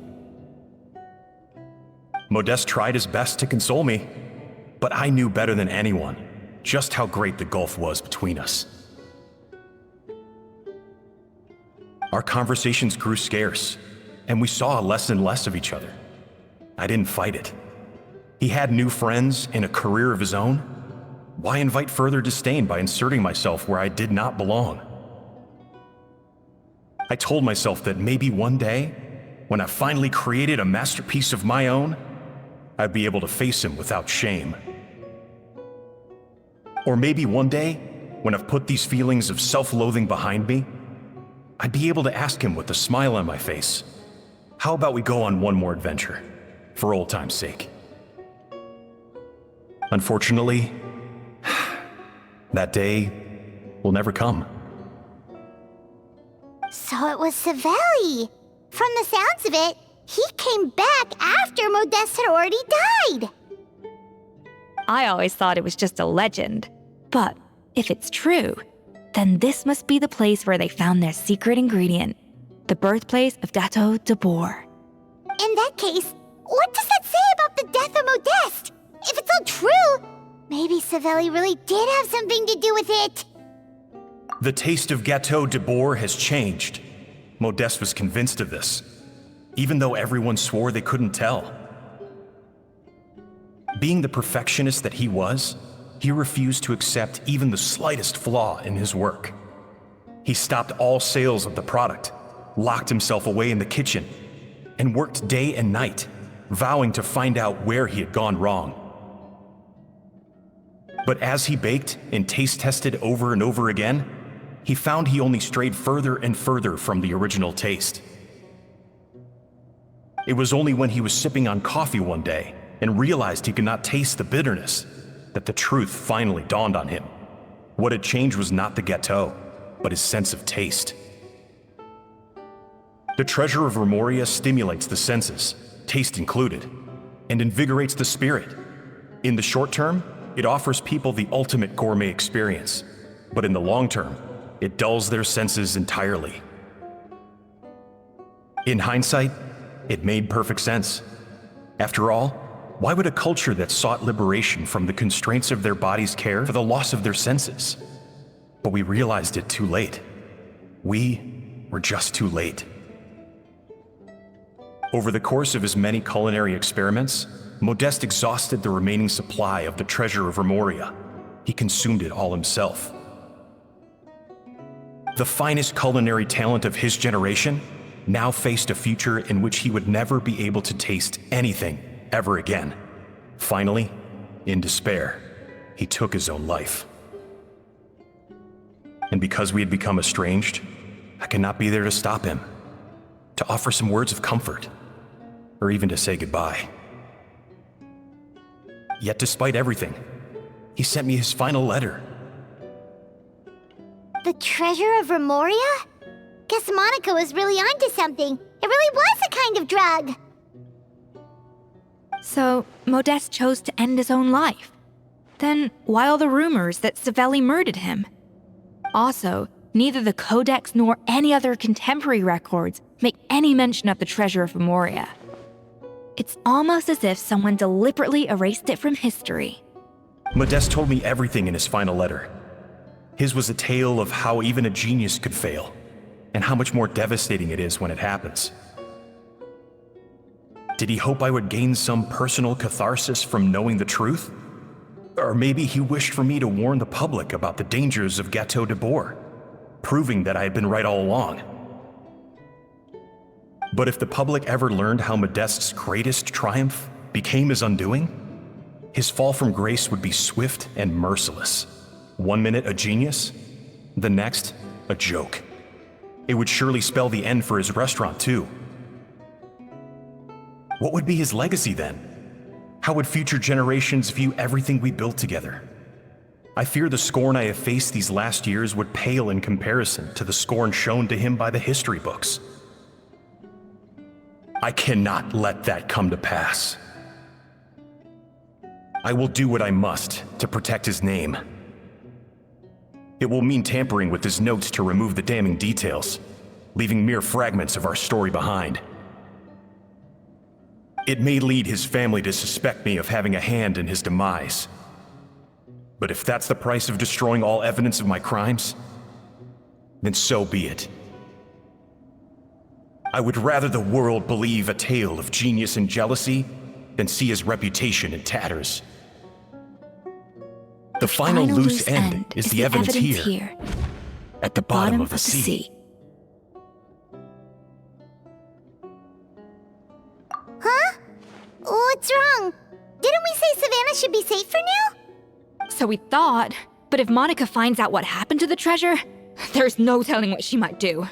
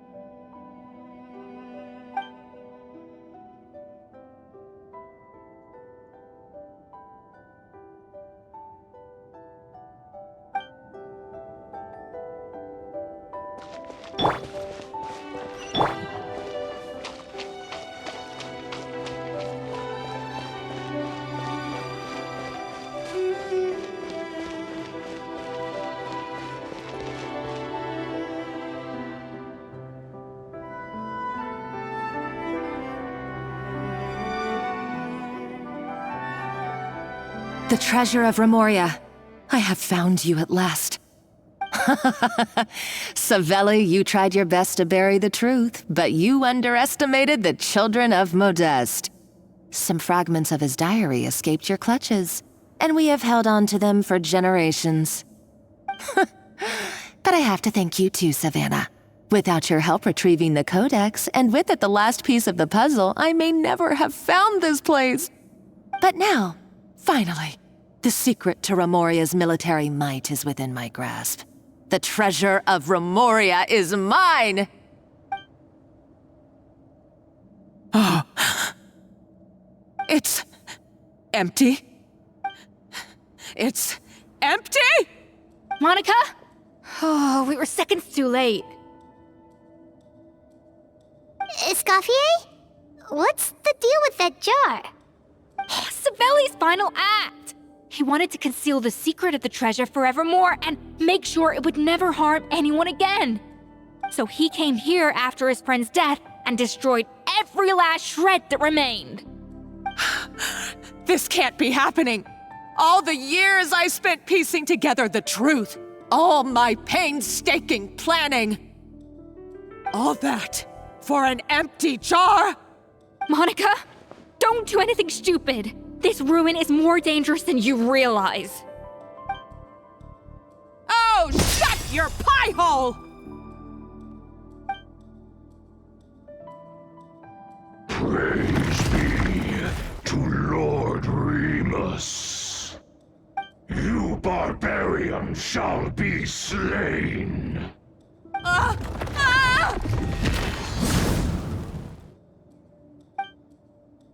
She's a nutcase! A liability to herself and everyone else! Well, now it's up to us to clean up the mess she's made. Take these golems out!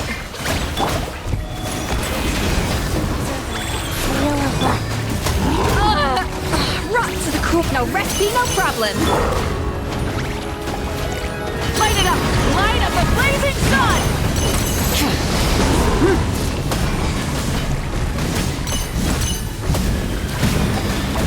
Incinerate!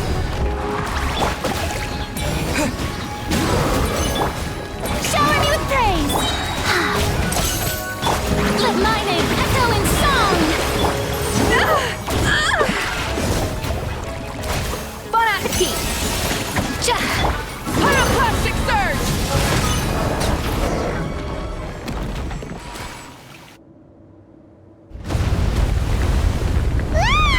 Why is this place still shaking?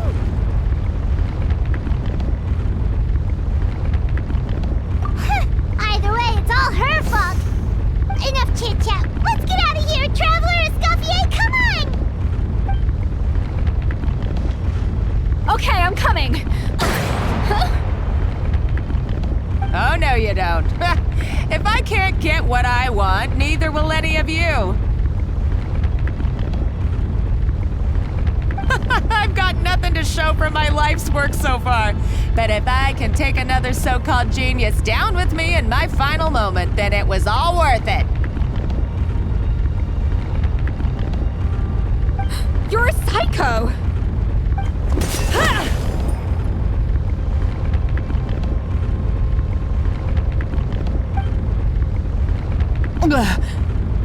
Savannah?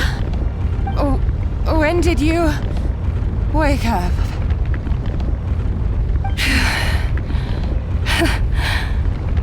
I may be a lousy chef, but it looks like I'm not a complete waste of space. Traveler? Okay, let's go!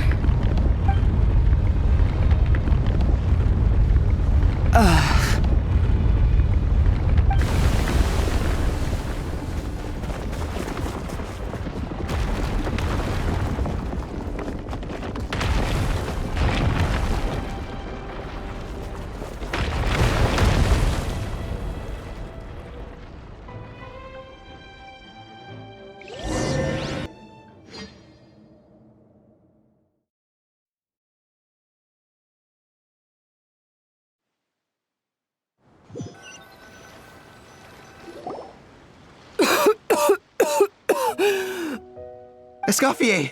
Savannah! Traveler! And Paimon! Venejem, what are you all doing here? What did you expect us to do? Stay at the restaurant and sit on our merry derrieres? While the Traveler and Escoffier were out here risking their lives? We had to do something, even though that something ended up being, well, waiting for you here instead. I don't deserve any of you. And I certainly don't deserve to be your head chef. It was my fault Escoffier had to leave. Then I couldn't live up to her standards. I acted like a tyrant in the kitchen. And now I almost got myself killed. Come back, Escoffier. Come and be our head chef again. I'll never be able to replace you. Okay, so everything I said to you the day I left, it just went in one ear and out the other? Huh? Sorry, I was kinda in my own head at the time. All I could think about was the Lumiline situation. What was it you said again? Forget it. It doesn't matter. Anyway, I didn't leave this job because of you. And you're not nearly as awful a chef as you think. If you were that bad, why would all your staff show up here for you? Escoffier's right. Sure, you nitpick our work and get us to do things over a lot. But when it comes down to it, you're the one who's always doing whatever it takes to make sure the customers get served on time, every time. Things were pretty rough after Escoffier left, and Savannah's the only reason we've been able to make it through. Our customers know that Escoffier doesn't work for us anymore. But the fact is, they keep coming back. If that's not an endorsement of your work, I don't know what is. At the end of the day, we're all human, and we all make mistakes. All we can do is recognize where we get it wrong and do our best to improve. That's all that's humanly possible. No, I get what you're saying, but what I did to Firmin and to Escoffier, it's unforgivable. Well, about that, there's someone else here to see you, Chef.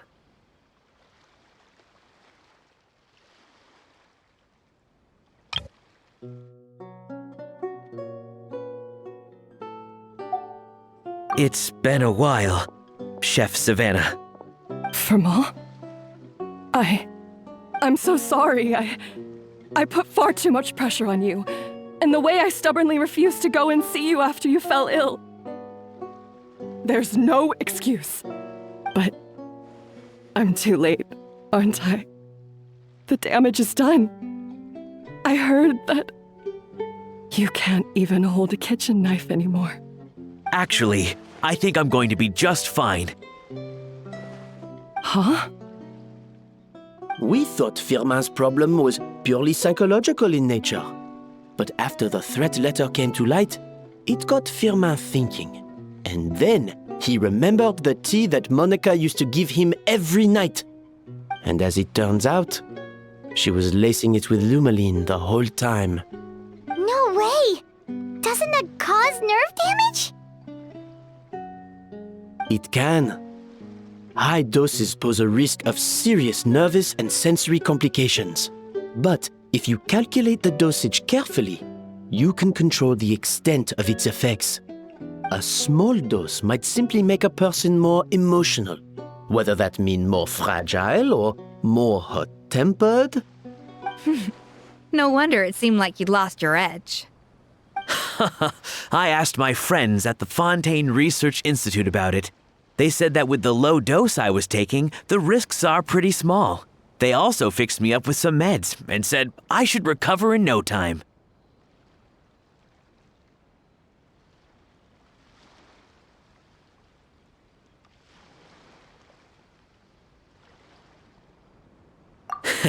Well, that's what happens when you give someone a little bit of hope to cling on to. There's more. We believe that Firmin was likely not Monica's only victim.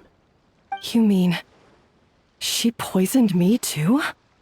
Oh, so So that's why Savannah's been so irritable this whole time! Let's not be too quick to blame everything on the Lumiline. That stuff can only amplify what's already there. So tasty food will seem like the most delicious thing in the world, while food you don't particularly care for will become utterly revolting.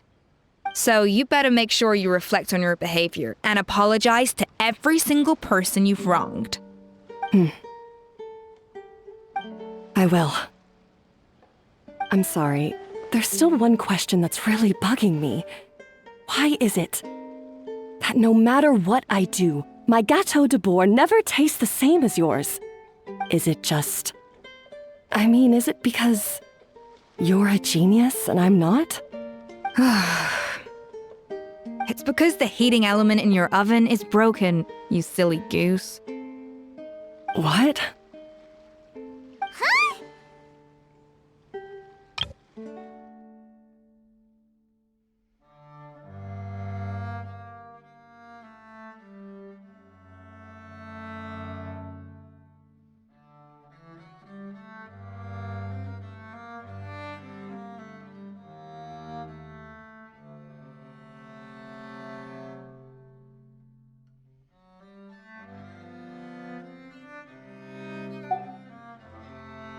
I felt like something was off during the cooking contest. Once I got around to checking all the equipment, I noticed it right away. There was a half-degree discrepancy between the temperature setting and the actual temperature. All the ovens in the whole kitchen had the same problem, which confused me at the time, but by this point, it's pretty obvious that Monica must have tampered with them. I would have figured it out the day of the bake-off, since the issue affected both our teams. But of course, Monica sabotaged mine so that could never happen. No. I spent so long trying to find out where I was going wrong, and then you pinpoint the problem in just one night? It all comes back to one simple, undeniable truth. You're a genius, and I'm just plain old Savannah. Oh, cut it out! Stop the woe is me act for a second and just think. I came up with this recipe. You don't think that might have something to do with it? Do you know how long I spent perfecting my Gâteau de Bourg? 3 years! 3 whole years! I know this dish inside out, back to front and upside down. And you've been head chef now for what, 6 months? If that? A couple hundred failed attempts, and you're gonna throw in the kitchen towel and declare you'll never be successful because you're not a genius. You clearly have no idea how many kitchen failures I've had under my belt, or just how long it took me to finally get my recipe to a level I was satisfied with. Genius or not, everyone makes mistakes. Modeste did, Savelli did, everyone does. You're only a lousy chef if you don't face up to your mistakes, learn from them, and then keep chipping away until you crack the problem once and for all.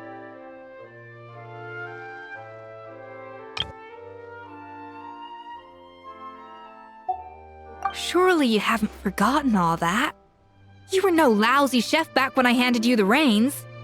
I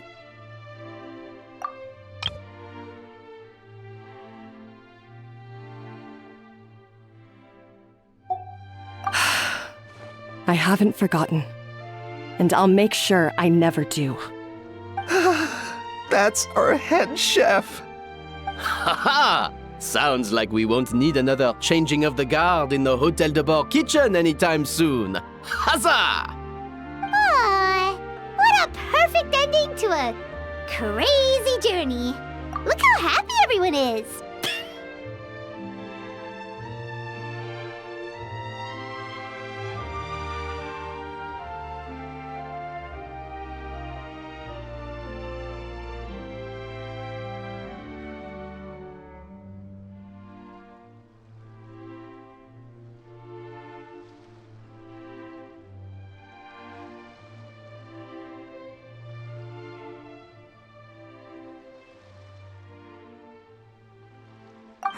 So you got your mojo back now? Yeah. Thanks to you, Escoffier. In fact, no. Thanks to all of you.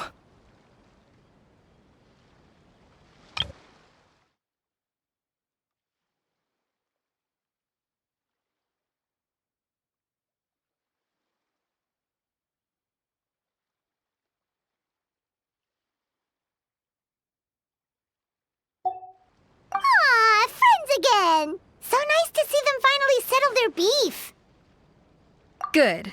So now that's out of the way. It's time for payback. You cheated in our last bake-off, and I demand a rematch right now. Huh? But that was mostly Monica's fault, wasn't it? Right. And also, does it have to be right now? Savannah's only just got her mojo back, and you barely escaped from a death trap. No excuses. This is a cooking contest between two top chefs, and nothing will stand in its way. So grab your spatula and get ready, because this rematch is happening today, right now, this instant. Hey, so, this whole time you were salty about losing? The second cooking contest commences now! This time, no more games, and no holding back!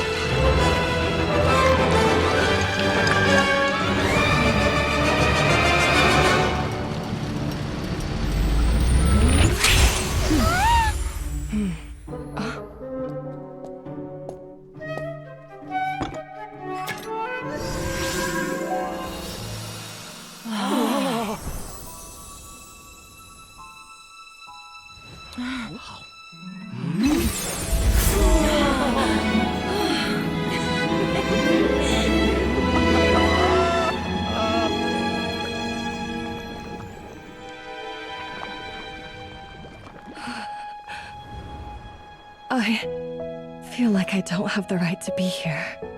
Hey, what are you so afraid of? You can't unbake it now. And if you don't serve it, then good or bad, you'll never find out how to improve. If you're too scared to fail, you'll never know what real success tastes like. So?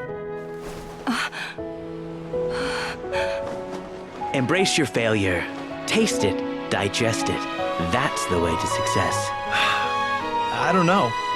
Sounds like it's easier said than done. I'll do it.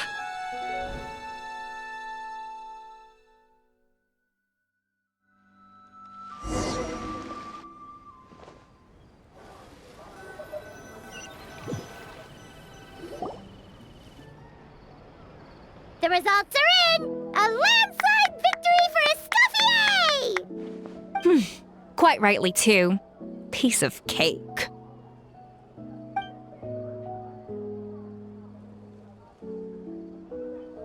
Oh yeah, look at that! Savannah looks pretty chipper too, considering she lost.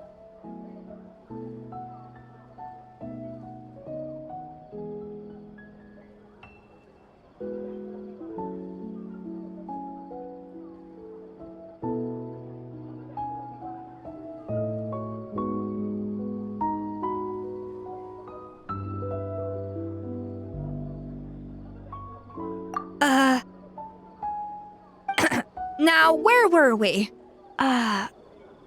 Yes. Do you have any more questions for me after everything that's happened?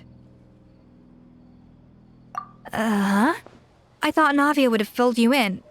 And actually, I said all this to Savannah before I left. Although, as we saw, I don't think any of it sank in. I had two reasons for leaving. One was the food safety incident, of course. But the other was that the Hotel de Boer had reached a point where it didn't need me anymore. So I decided to step down and look for new opportunities to improve myself. Improve how? Well, a while back, I got to know a fellow chef from Liyue, and in her, I saw so many new possibilities. She has that same adventurous spirit that Modeste and Sibeli had in their youth. Slime mucus, lizard tails. With her, nothing's off the table. There's a whole world of new flavors out there waiting to be explored, hiding away in ingredients we overlook.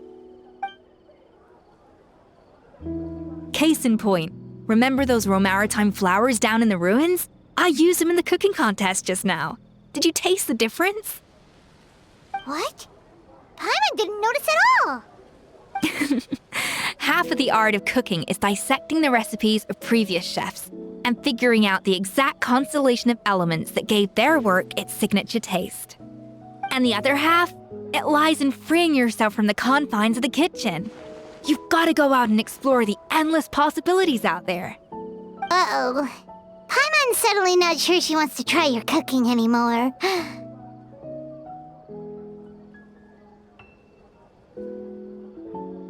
Hey! Don't worry, it's not going to be a free-for-all like in Modeste's time. Before I put anything into my food, I'll obviously do my research, make sure it doesn't contain any harmful substances. In the meantime, take this. It's a recipe for Petit Gâteau de Bourg revised version. I tweaked it to suit your needs as busy adventurers. Hope you enjoy, and remember, feedback is always welcome. All right! So, do you ever see yourself returning to Hotel de Bourg? Oh, of course. I've already promised Vanishem that I'll come back every once in a while to make sure the quality of the food remains at an acceptable level.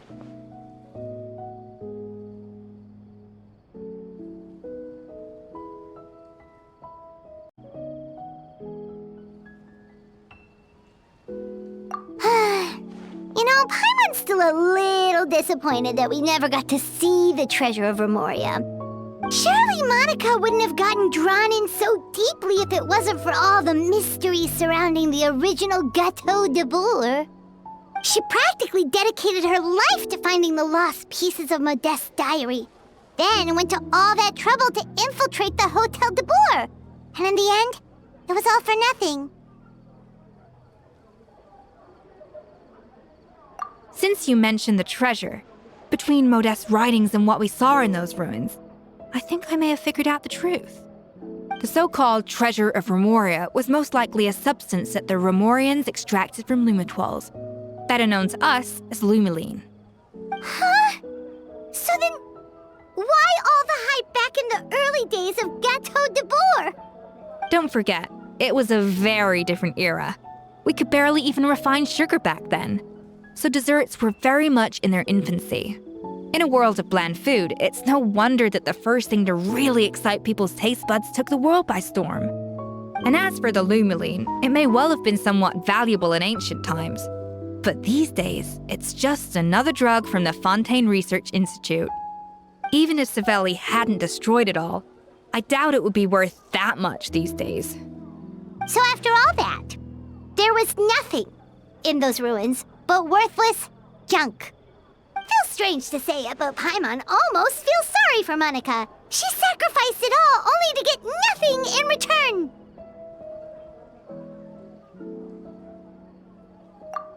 Hey! Huh? Navia? You just got back from that underwater ruin, right? Well, check it out. They ran a special issue. Did you see anything like this down there? Freshly unearthed from the ruins of Remoria, a magnificent jar thought to be over 1,000 years old. Experts say it has immense artistic and historical value. It could be worth an absolute fortune. Wait, isn't that the jar they used to hold the treasure? If only it was still in one piece. Some butterfingers must have dropped it or something. Ugh, it's such a shame.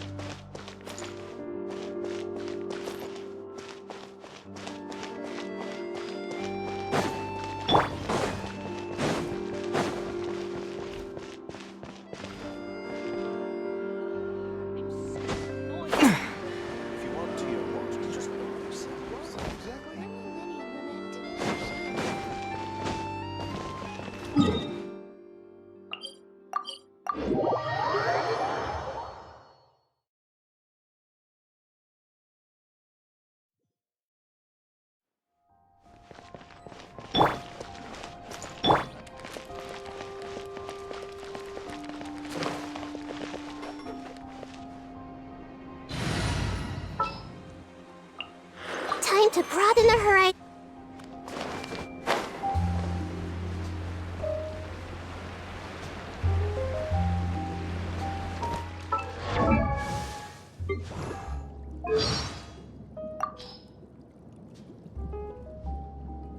Oh, you've met my pâtissière suprême? Thanks to Escoffier, I used to have my pick of delectable confections, even beyond Gâteau de Bourg. Unfortunately, after everything that happened,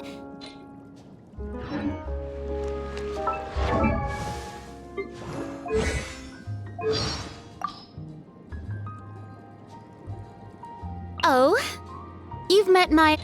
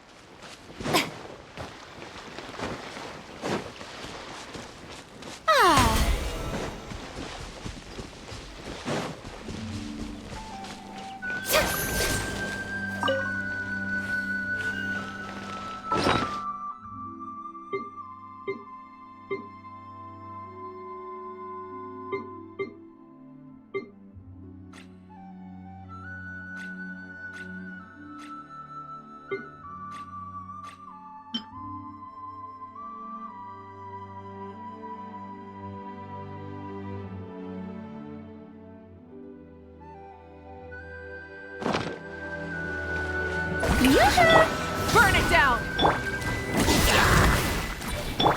Hey! Yeah! Let the world come alive!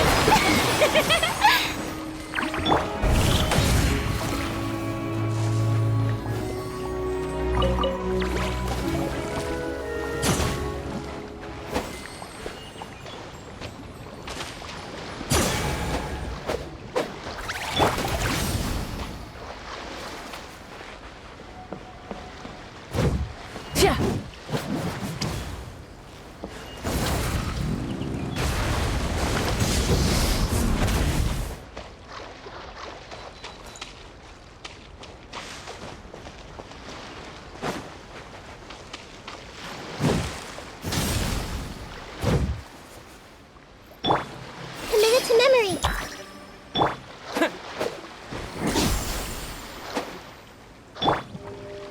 Shower me with praise.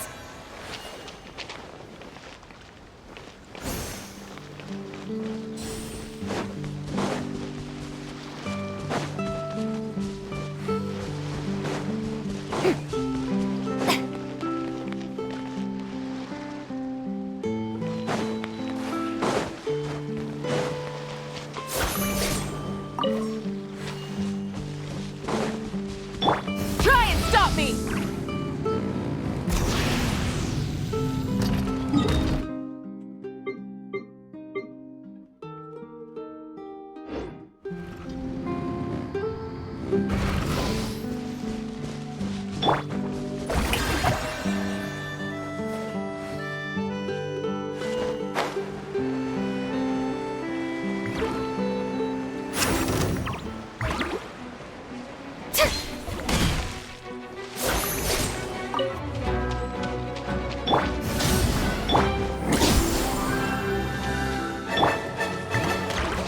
I see everything. Wrath from the skies!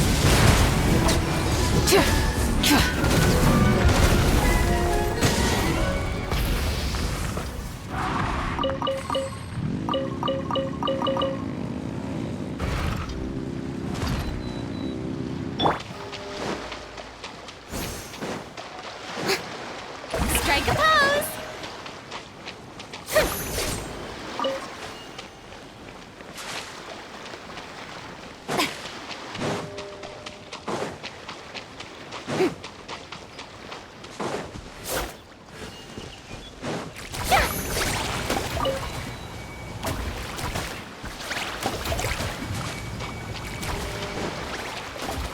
Yoo-hoo!